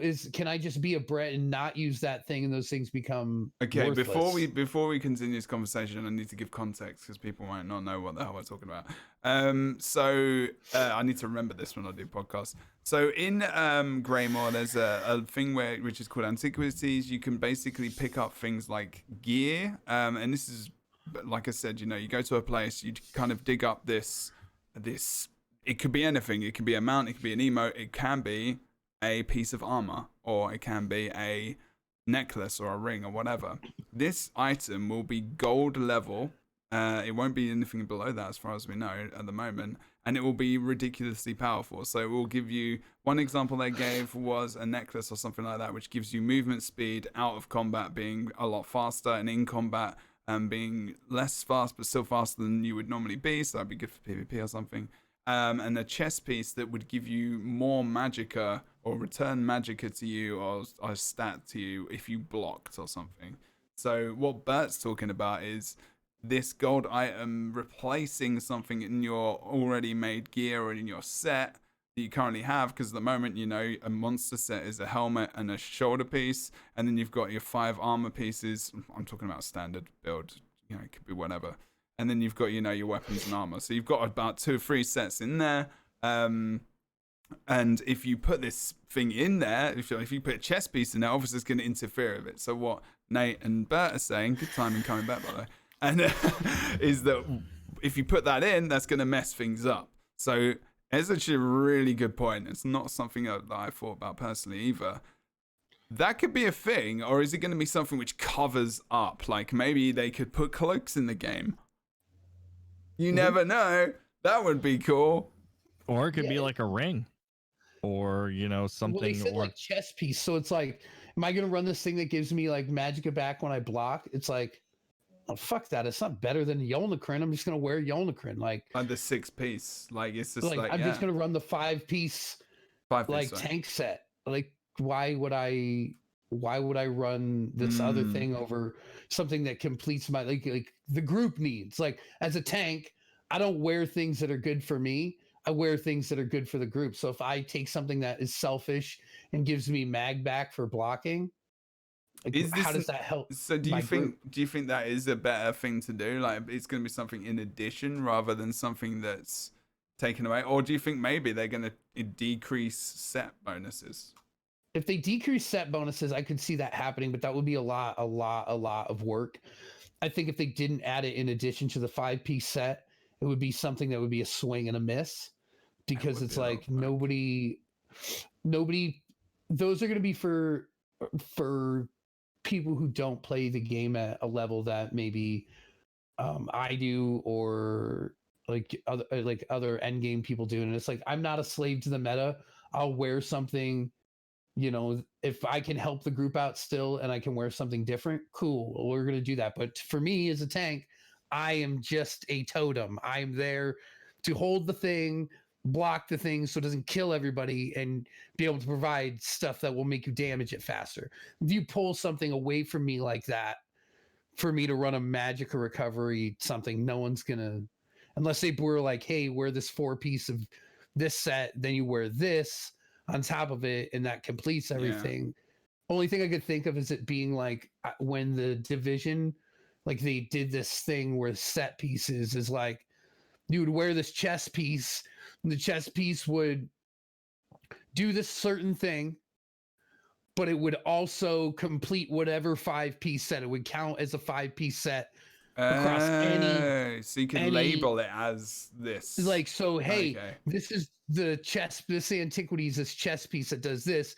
It will do this, but it also, no matter what set you're wearing, Plague Doctor, Werewolf, you're wearing Eben, no matter what you're wearing, embalm it with like this status. It completes your 5-piece set. Okay, right. That's how I would go about it, rather than adding something that's more work, rather than changing everything to be 4-piece sets. You could make everything be still a 5-piece set with adding the caveat that this one item will complete any 5-piece set. This is something like, or it could be an enchantment. We never know.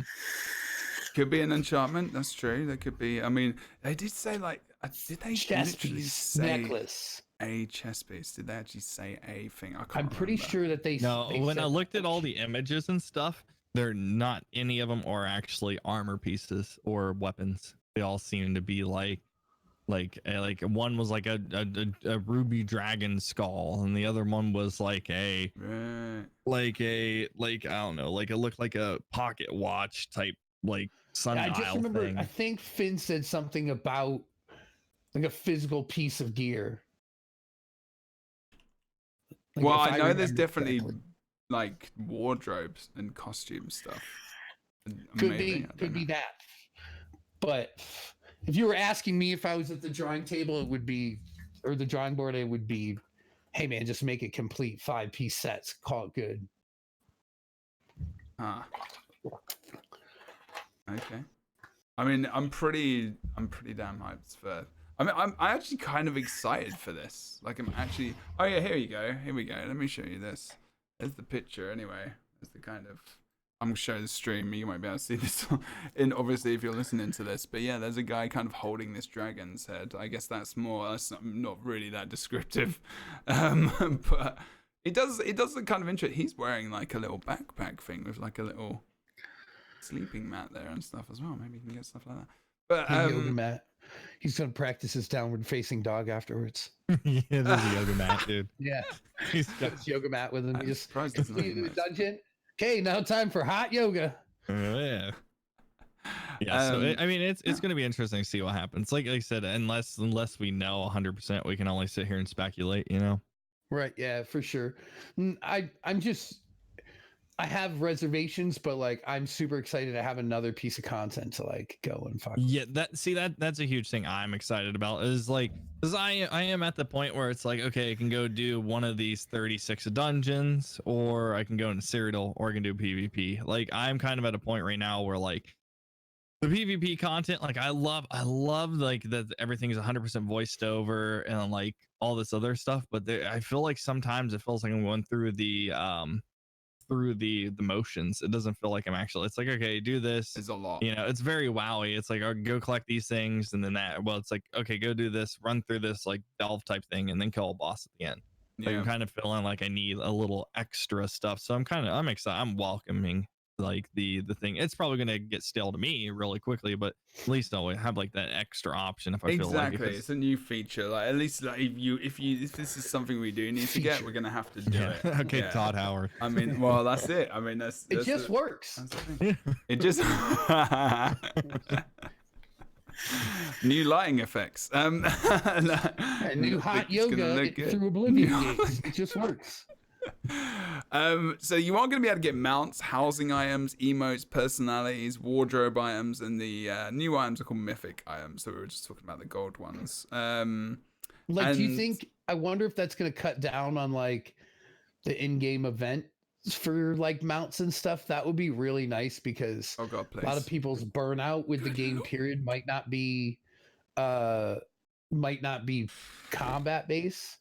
Might be event based. I'm actually at events. I'm gonna have a whole show on this, I swear, because I'm just like I like the rewards that you get and the accessibility to skins and stuff like that. But my god, when some of the stuff you have to do is just mind-numbingly boring, and it's just like this is MMO. This is an MMO issue, to be fair.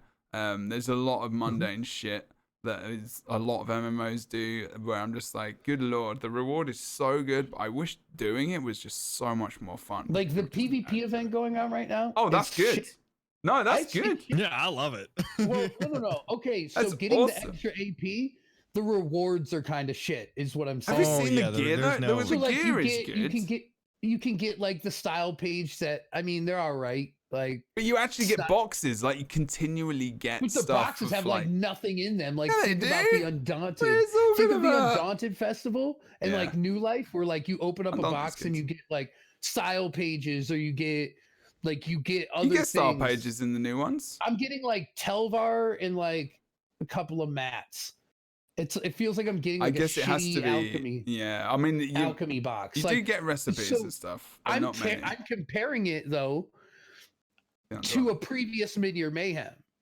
Okay. Like the Mid-Year Mayhem rewards used to be excellent. Like those boxes had way more stuff in them than they do now. Like, hey, here's a soul gem and some Columbine. I'm like, yes, Columbine.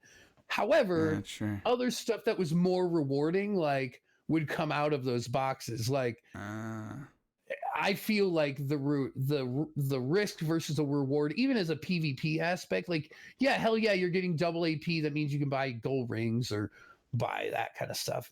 This, to me, it feels like the reason why I like it though is like the things you actually get to go in and go do. It's like kill all the patrolmen, capture 10 things, like You know, get 50 That I like. kill. Like I love like that's where like honestly I could care less about a lot Part of the these core rewards content anymore. of the game, right? Yeah, but like the actual like that's why like I love New Life up until like I was repeating the same quest over and over every single day.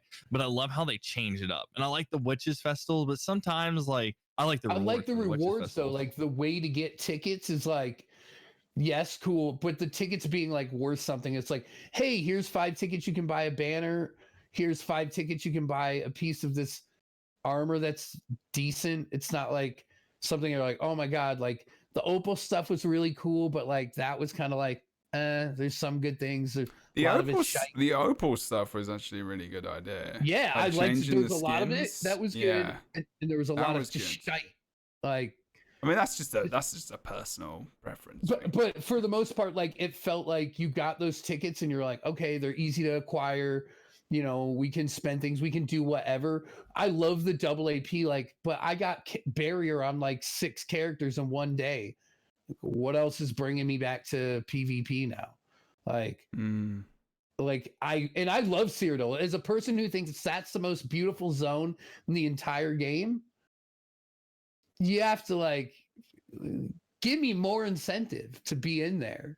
Cyrodiil is so central to Elder Scrolls as well, just in lore and everything. I am surprised that a lot more isn't cared for a lot more than it is, and I'm kind of hoping that Greymoor maybe is going to be something where they kind of do something a little bit more successful. Elsewhere brought in some of those. They brought in the buffs, right, and a few other bits and pieces, which is kind of like an aside. I feel like leading up to Greymoor, they're trying to get it to a point where it's really performing well, because that's the core of the issue. But I mean, give PvPers new PvP content is what I think should happen, and that's coming from someone who's a PvE player. It's like PvPers have 3 things that they can do, and they really only do 2 of them, and they rarely do one of the 2 of them.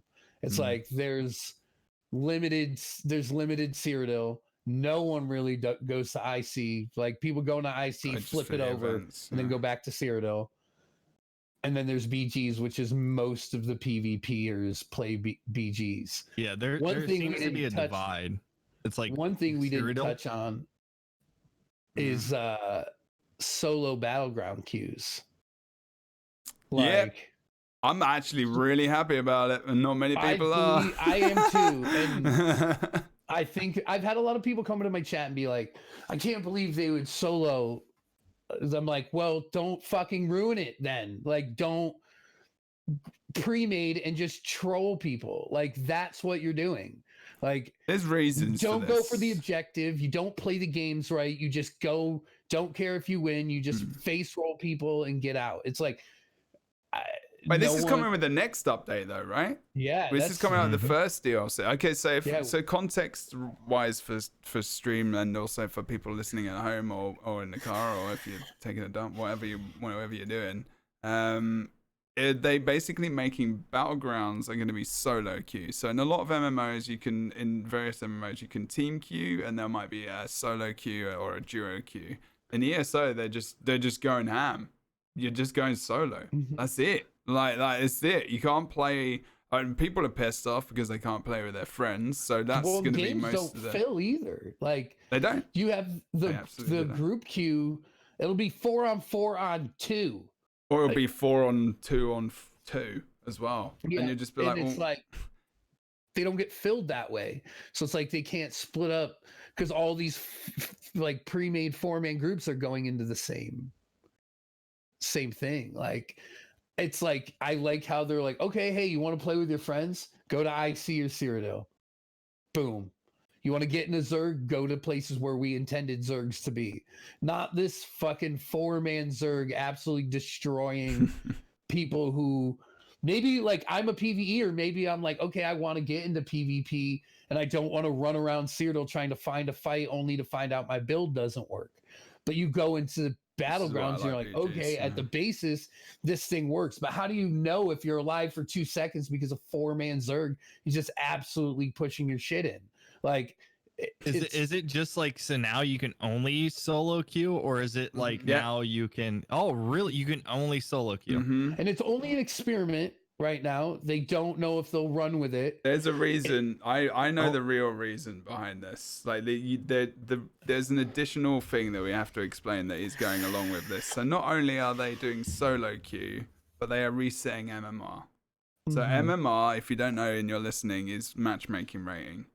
So what happens is you get assigned an MMR rating so that you get equally balanced games, or you get put in games where the people are either equal skill base or your MMR is bringing up the team. So the average MMR of one team is the same as the average MMR of another. Doesn't necessarily mean that they makes teams even or equally skilled.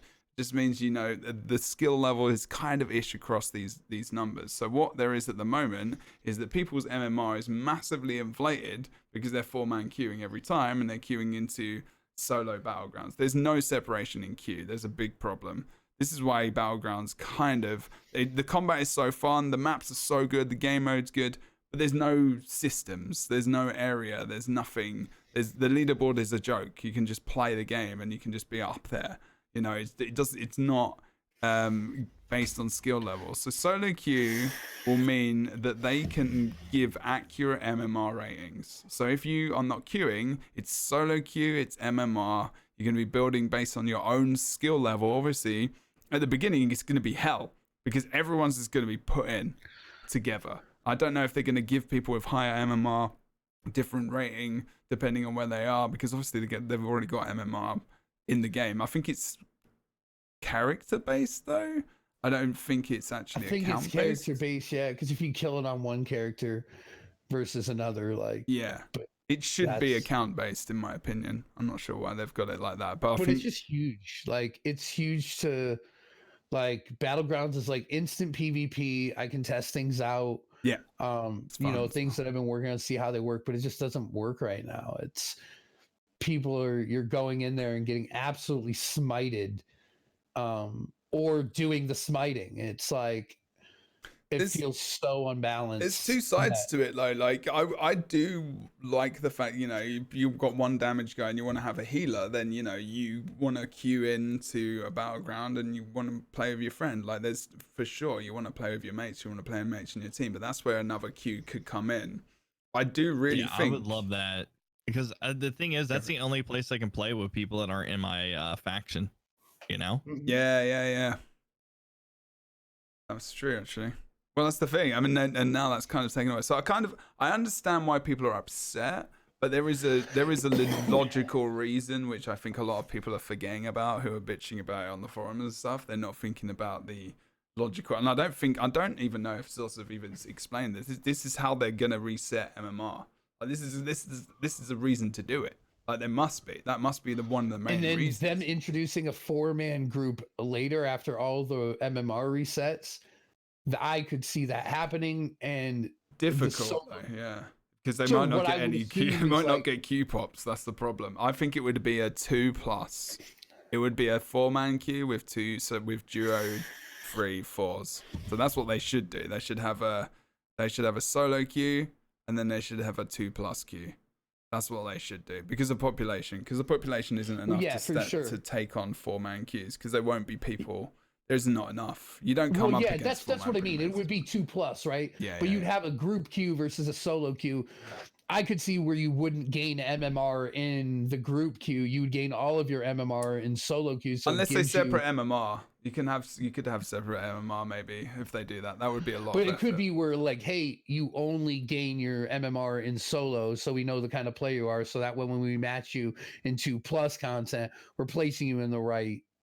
The right category of people. That's difficult. Or even having like a medal system like an Overwatch has, where you're like, hey, you're bronze, so you know what you're getting into. You're not going to be a bronze person. That's the thing. That's the kind of stuff that I want to see. Like I've had PvP. Yeah, I had a PvP podcast a while ago, and I was massive in Guild Wars 2 in terms of like massively into Guild Wars 2. I wasn't massive in Guild Wars 2, but like there's the PvP system in Guild Wars 2 is probably the best system out there in MMOs. It's got rankings, it's got seasons, it's got like you know, they've got all this, you know, where you rank up and you rank down through different tables, you've got different rewards, stuff like that. It's really good. And you've got like your solo ranked queue, which is solo or duo. Season resets.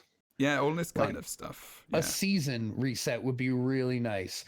Like, hey, when they change like the Cyrodiil campaigns, will the battlegrounds get their season replaced? And then now you have to replace because you might play on a DK, right? And they might have just nerfed DK, and now all of your MMR is on your DK. Now when you want to play on your DK, you go in and you get absolutely wrecked. Like, because your MMR is so high on that SAMDK, but they might have changed the meta. Now that thing is not as good.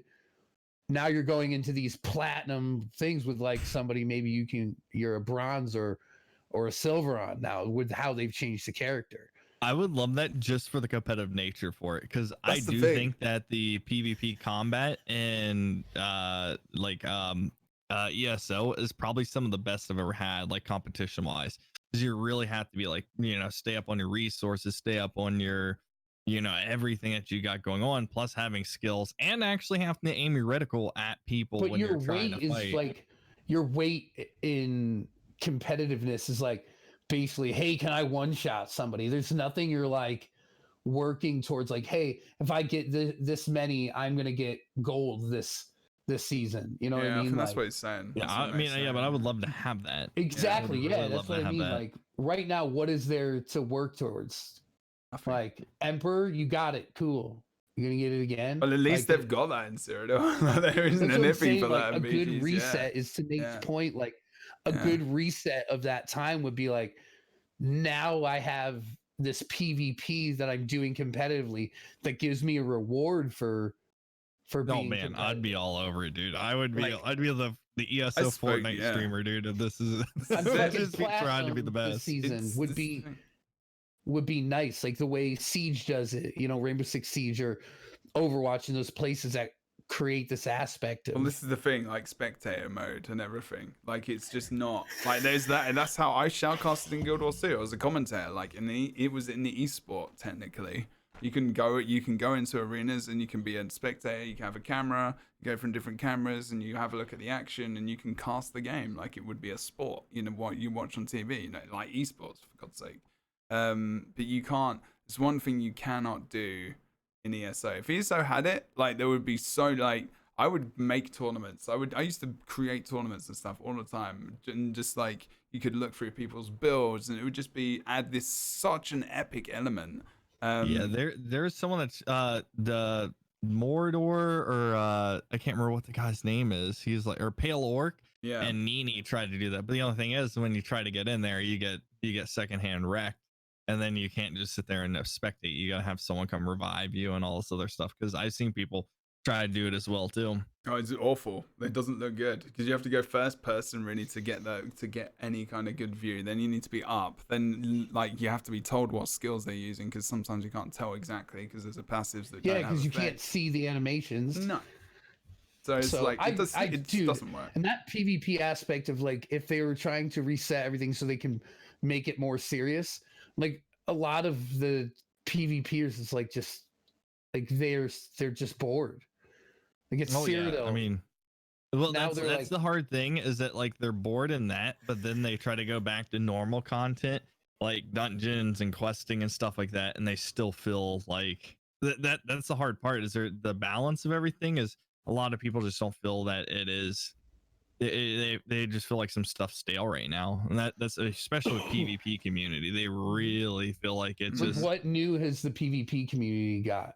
Like that's a huge thing. Is when I was listening or I was talking to Cypher PK, the guy do you know Cypher? He's like a big Fortnite guy and he used to play, and I was talking to him about it. He was like, it doesn't feel like it changed. He was like, the combat system feels like it changed, like the abilities and stuff, but it's still like the identical to what I left at. They added the weapon in Cyrodiil for elsewhere, but like it's not. There's no new content for PvPers. They've added a couple of maps and battlegrounds a while back, but there's no. That was a while ago, yeah. Like I can see the PvPers just being like, balance is Yeah. normally the content for PvPers, but like where balance is a good update when you've got competitiveness that exists, and it's not just about chancing your opponents with 4-man teams. So yeah, it should be like the reward for PvP should be better than you getting barrier. or you getting, you know, for your a alliance. PvE, that's what we go there for. That's the only reason why most people go there. Exactly. And that's like why I said the same thing about like IC. Like IC is some of the best content in the game. Like, it's I love awesome. Like fighting all these monsters, and then all of a sudden, oh shit, here comes DC, and now we have to fight the monsters plus DC, and it's like, holy shit, there's so much going on. They don't utilize it. Like, why? For what reason? BG's apparently killed it. BG's is the reason apparently that IC really doesn't exist but anymore. It's also like, apparently. What do PvEers have?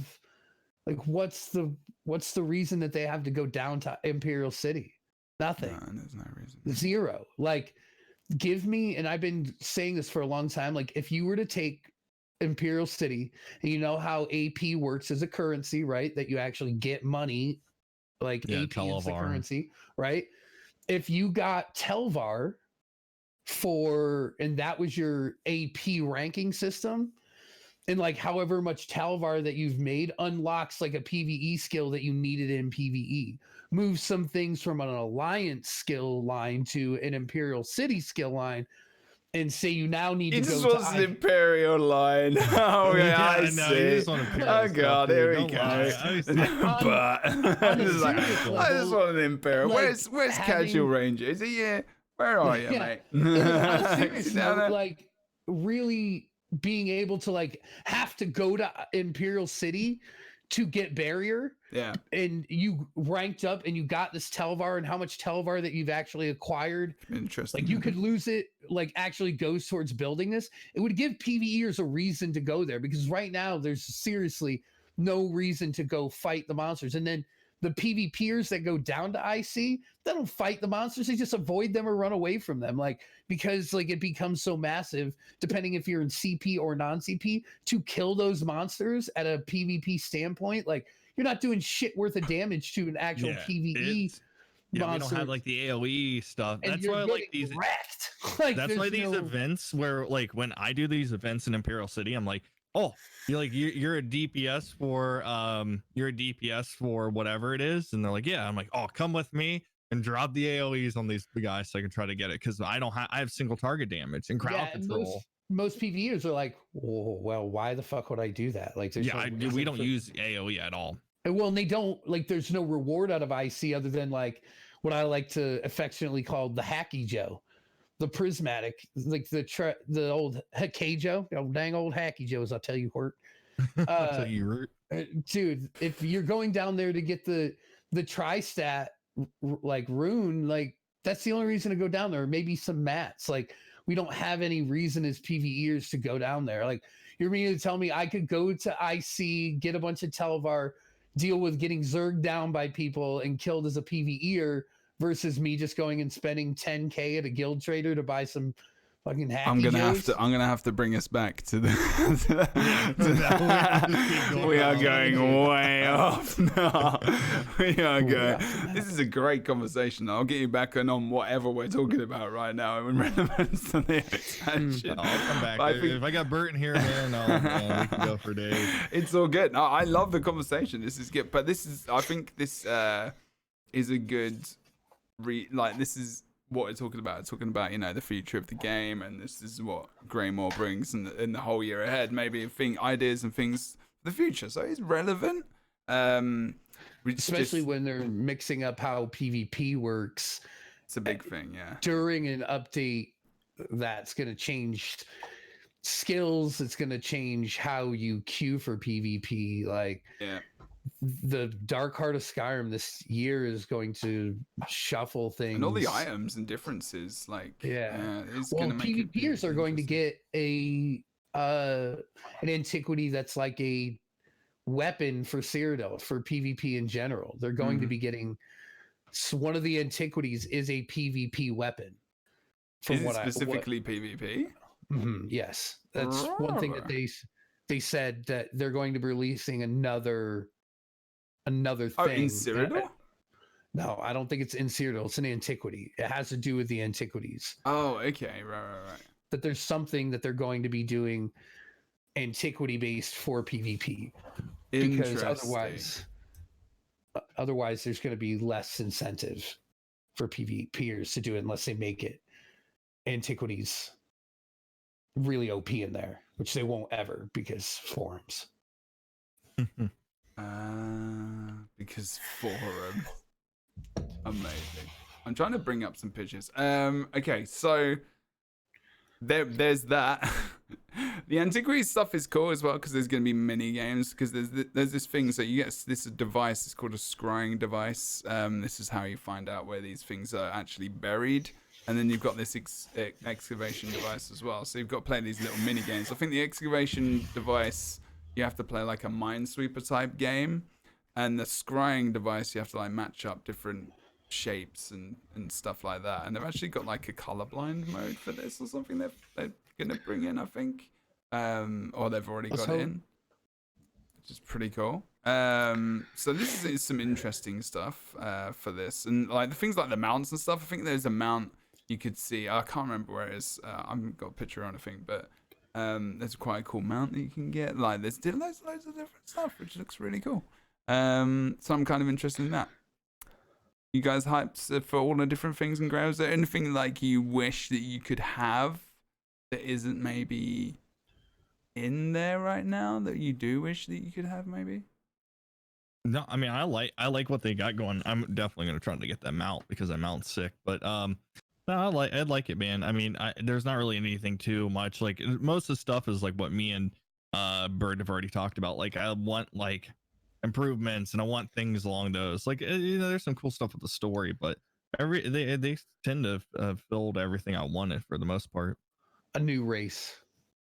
Yeah, but have you noticed though, where it's like Morrowind comes out, then Somerset comes out, and then Elsewhere comes out, and they kind of it's like every other one. But I don't want a new class. I want a new race. Snow elves. Snow elves, dude.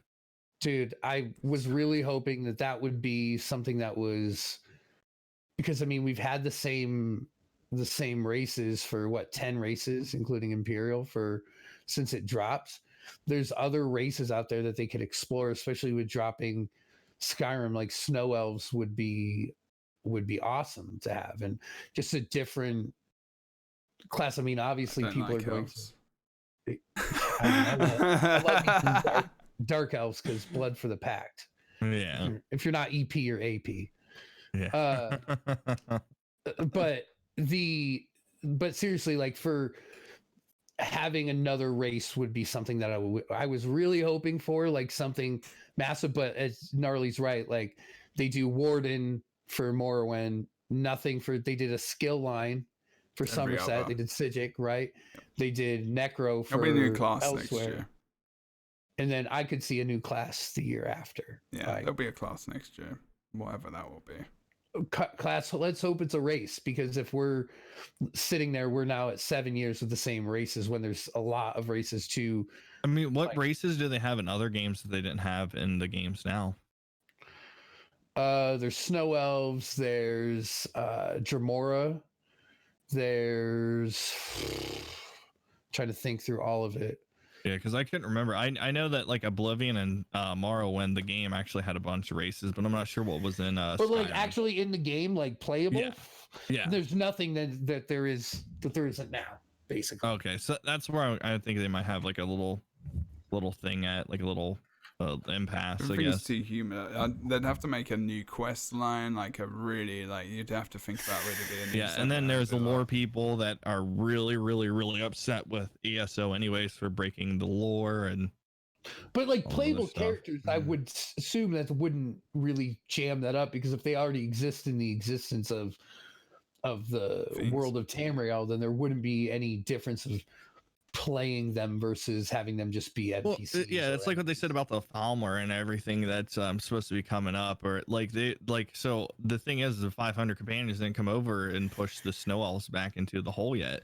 You know, Talos isn't even in this, so that's where like when they said it, I was like, oh, I don't know if they should do this. But they're saying they're really like, I talked to Bill, who's like the lore master of it all, and he was like, yeah, we got a lot of flack for it, so we're trying to stick really hard to everything. So it would just be like that, like a new race of something, Jamora, something to that effect that you could play that's already in the game and that has relevance to that.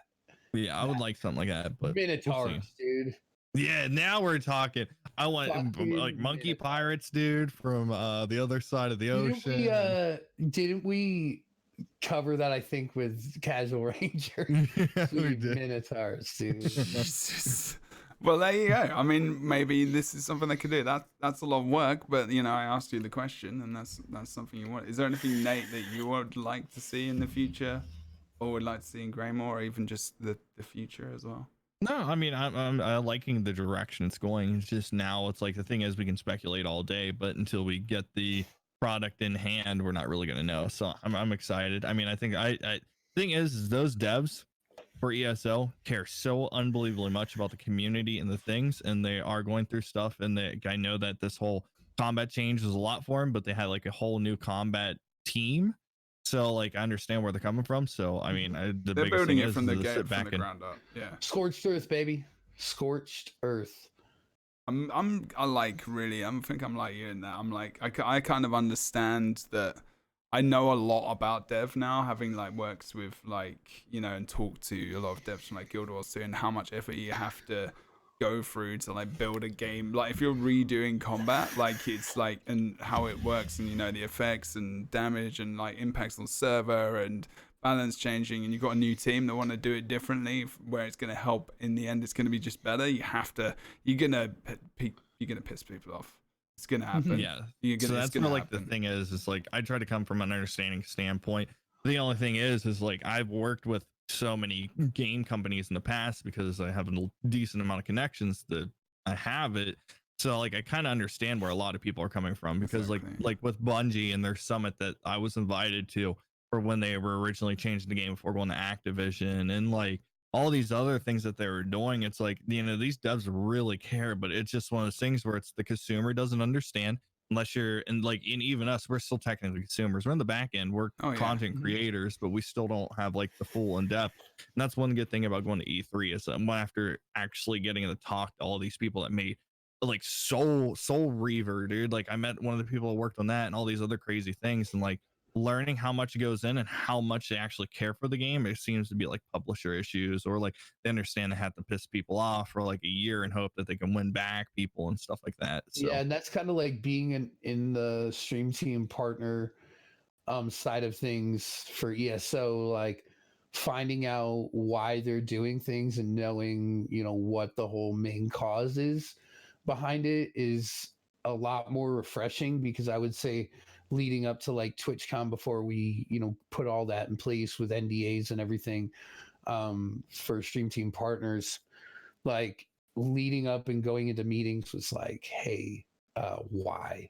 Like why? There was a bunch of not understanding, and I think like the transparency they're giving with Greymoor and you know, their dungeon packs and everything, and they're saying like, hey, this is why this is happening. Not just to us, but I mean, to putting out pre-patch note releases for update 25, where they're like, hey, this is what's going to change. So when the PTS comes, don't freak out. Like, this is what to expect. And those change. Yeah. And I think it's like, I think it's really good with the future of where Greymoor is going to lead us to. Hopefully, like I said, next year when they do the next announcement, we're at 200,000 people, you know, we're eclipsing where elsewhere was, because I really think for a long time they haven't known what they've wanted to do, and then really nailing it down with a solid group of people that they're comfortable with moving through this expansion after making changes in the middle of last year to where they are now. I think that you're going to have a really unified front with this whole release of, hey, this is what's happening. This is why we're doing it. This is what Greymoor is. This is what's behind it, that kind of stuff. So in the future, I'd like to just see them keep the consistency with with this team and their vision rather than mixing it up mid-year mayhem, if you will. Okay, right. So we've been going on for a while. I'm going to kind of start to come to a close, but I'm going to quickly talk about what do you get when you get expansions. You get new things like horses and boxes of stuff and wardrobe and shiz like that, and mounts and pets and things like that. So I don't know if you guys have seen this. I kind of, whenever there's new... Pre-ordered that bad bitch already? He's pre-ordered it. Have you? Which version did you get? The collectors, the digital statue. collectors. Okay. No, fuck it. Last thing I need is more wares. More wares. Yeah. Okay, so you got Bert digital. has wares if you have gold. So you got digital collector's edition. It's okay. So this is the Death Hound pets, the Sword Fane outfit style. The Which spoopy looks mount. okay. Is it spoopy mount? Oh, I've got the warhorse. That's a mount. I thought that was another dog that was a pet. Oh, that no, isn't. that's Oh, that innovative. isn't. Well, why have they got that there like that? It does look like a pet, doesn't it? I actually thought that was a pet as well. That is a mount. Why have they got the pre-purchase mount should drop down to where the... Okay, so in the images I'm showing, the pre-purchase mount, which is like just on the basic edition, is in the same place, like really big, and then you've got this epic new Probably mount with the because you collector's did it edition. immediately. That's why they put it. This is what you get immediately. Oh, right, yeah, The other one's like, That makes sense. that's probably That why. looks awesome, though. So there's this, it's called the Crypt Warden Death Hound mount, and it is with the collector's edition digital content stuff, and it's just this hound that is just looks completely... Yeah, Yeah, I'm excited for it because for one, I like spoopy stuff and I like Viking stuff and I like that that warrior look, and they're nailing it right now. So Even the horse, though, it looks like that typical Skyrim helmet kind of look on the horse. You know what I mean? Yeah, I It's really like like it. typical I'm Nord riding helmet. around on it right now. I have not pre-purchased it yet, so I need to do that to get that mount. Like normally it's like the best way to put this is that normally as stream team members we're afforded the opportunity to receive that section of the game sans monetary exchange. Wow, that was The well best way put. to be professional about it. Yeah. But like I still always pre-purchase it because I just want to support the game that, you know. Yeah. That's fair play, dude. That's fair play. Like they're like, here's all the stuff. Cool, thanks. I have it. But that's good though. That's good. That's the benefit of being a creator. There's the Skyrim emote pack, which has got the classical kind of, you know, whenever you go to any bar in Skyrim, there's the person playing the lute or whatever. That classic, like, is it the sweet roll. Is there a sweet roll? Yeah, the girl. Oh holding up yeah, the is sweet she roll. holding a she's sweet holding roll? up a sweet Oh roll. no way. Is it resplendent though? That's what I need. I need that 400 True. crown And there's gems, the please. arrow in the knee emote as well. It looks like it's an arrow in the upper thigh though.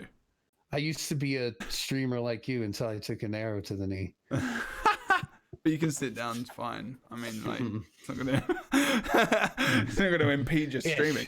I'm on a just stood in donut there. right now.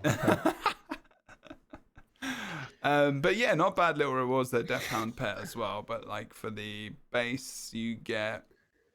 Are you gonna We're get a just Nightfall torsos, preview? reader. That's what.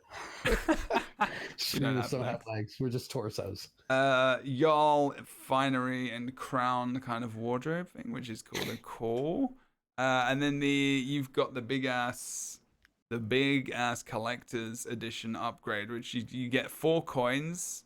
Which Yeah, you get kind the of seen Somerset people- Elsewhere, the Greymoor, and the Morrowind coin, which a lot of people are sought after. Yeah, that is cool. And you get like is that a Greymoor steel book? You get the Vampire Lord statue, which looks really cool. Kind of looks like Molag Ball with wings. I'm not gonna lie. And you get like this cool little mat and stuff. It looks quite good. I'm not gonna lie. They didn't do that with Elsewhere. I think a lot of people were sad. physical. People were editions. mad. Mad People were online. They were sad. angry, man. And that They were mad online. Red hot nude and mad online. Thank God we didn't see that. I didn't. Anyway, maybe Speak Bert for did. yourself. But yeah, so there's some good items there. I mean, always digital stuff is always hit or miss. It just depends on your personal preference if you like that kind of stuff. I think personally, like because of Greymoor and the S-Fake for what they're going for, like Nate and Bert said before, you know, the darker, grittier stuff, that I kind of personally will probably enjoy this more than the Elsewhere stuff we got. The Elsewhere stuff wasn't as fantastic. But yeah, I mean, cool. I mean, what else can we say about that? You know, it's stuff, it's not content that's gonna last a long time. It's just looks and cool shit you're gonna get. I think one of the cool things you get is you get the preview crate, which we always get. You get 1 month of ESO Plus too. Oh, which one? The physical. Oh, nice. Okay, that's cool. Yeah, it should be listed there in the physical. Includes 1 month. Oh, yeah, it does. Of ESO I'm Plus. blind. Absolutely blind. It does say that. Includes 1 month. Nice one. So there you go. $15. Sweet ass. 1650 crowns, baby. That's true. You can get the crowns. Yeah, I'm blind. I know. Stream's telling me I'm blind. But other than that, that is pretty much the biscuit in the tin. Other than, you know, other stuff. It's Potato. You know, That's a potato. it's in an the English tomato. saying. It's not the exact. It's, you know, it's what you get. It's You know, the you see biscuit what in you the get. tin. Don't even get me started It's about what way- English people it's call way better. biscuits. Oh yeah, When you guys don't Bert know what says it. biscuits are. I keep forgetting. They're like about soft cookies. Yes, I know exactly what they That. They're are. not No, soft. however, They're you get from crunchy as McDonald's. well. A biscuit is a thing that you Oh put god, this is sausage not the and podcast gravy of on. this discussion. No. Goddamn That biscuit makes eater. no sense.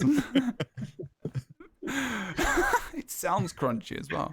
Okay. They're right. golden brown and they're delicious. okay? Golden You get brown. the Flaky, all Kentucky right. Fried They're biscuits. made- They're made with buttermilk. They're Oh, flaky. good lord. That's southern.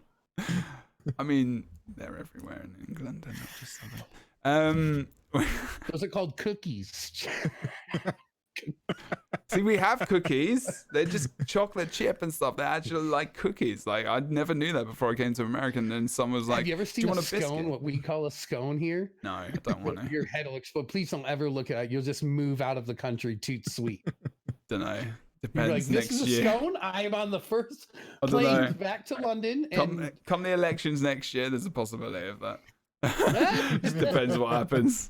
Oh god, I can't move back to the UK, can I? The Brexit's there, so you know. you don't like Doesn't you matter. don't like biscuits, you just go and get it. Go get out Go there. get it.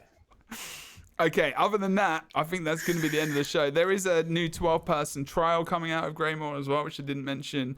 That's going to have 3 bosses, 3 hard modes. It is going to be linear, so you can't do what you can do. I think you can do in Sunspire, where you can go to different bosses in different order. So I try to get back again before I go out.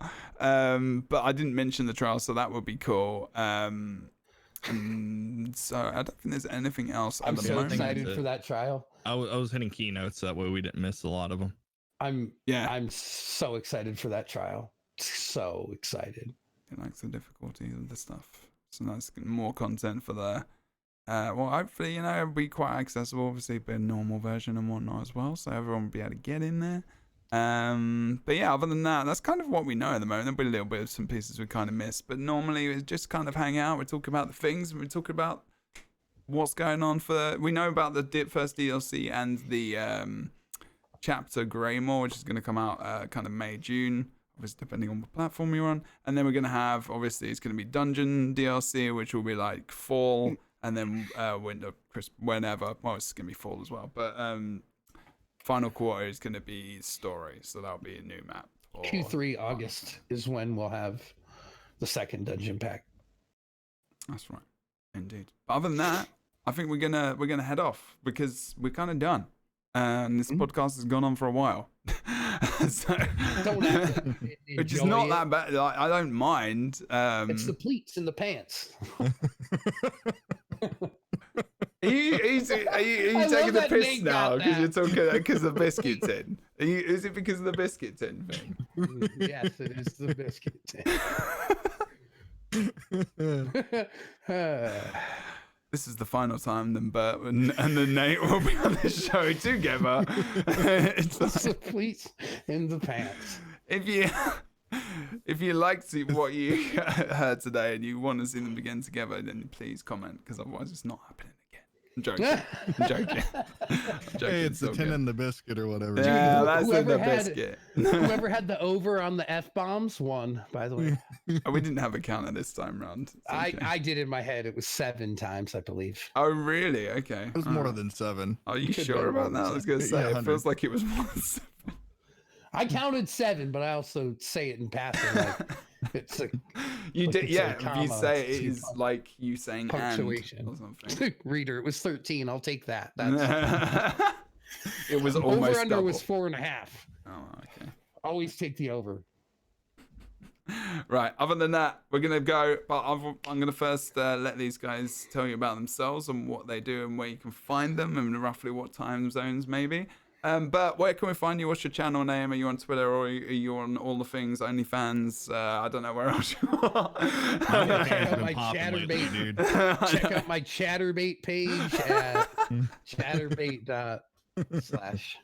I love how I take it to a place and then Bert just like, yeah, takes it further. Dude, we're going to the moon. Where can we find you?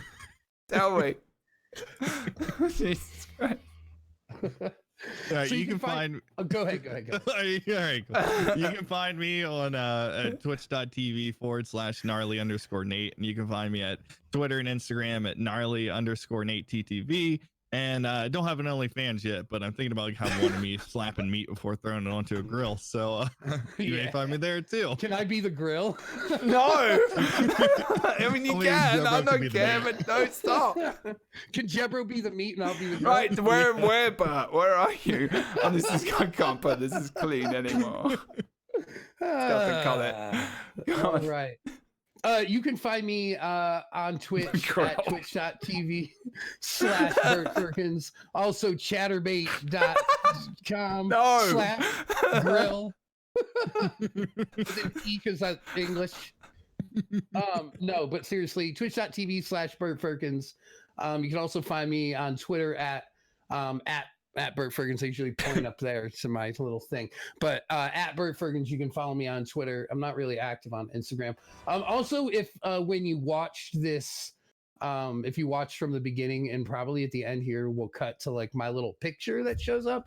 That was done by Conjured Kitten. So if you do like ESO and you do like how your character looks, she will draw it for you for her portfolio. She's awesome. She does all my emotes. I figure I'd give her a shout out as well. And she's at Conjured Kitten on Twitter. So if you liked that picture that you'll probably see here in a second, check that out too.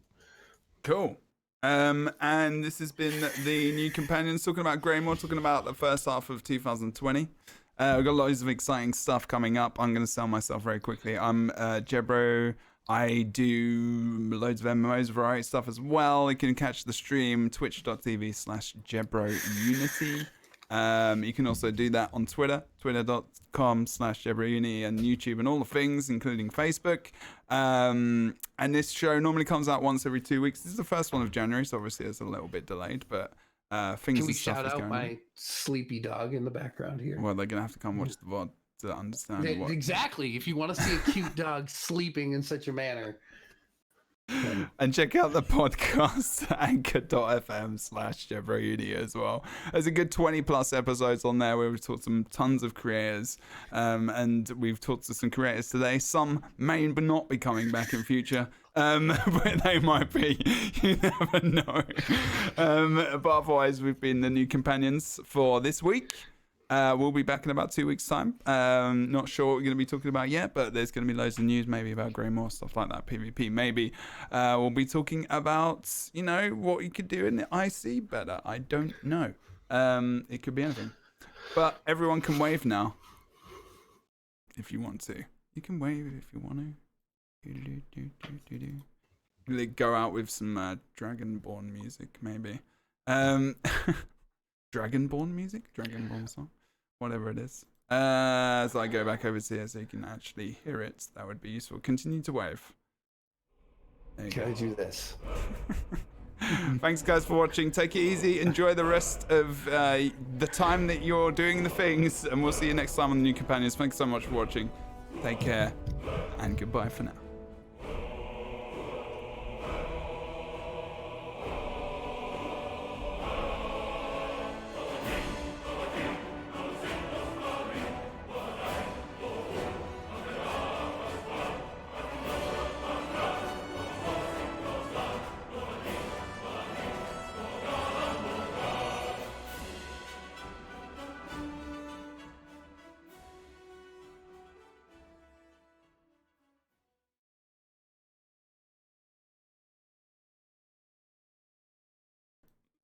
Okay, everyone. Let's send that down.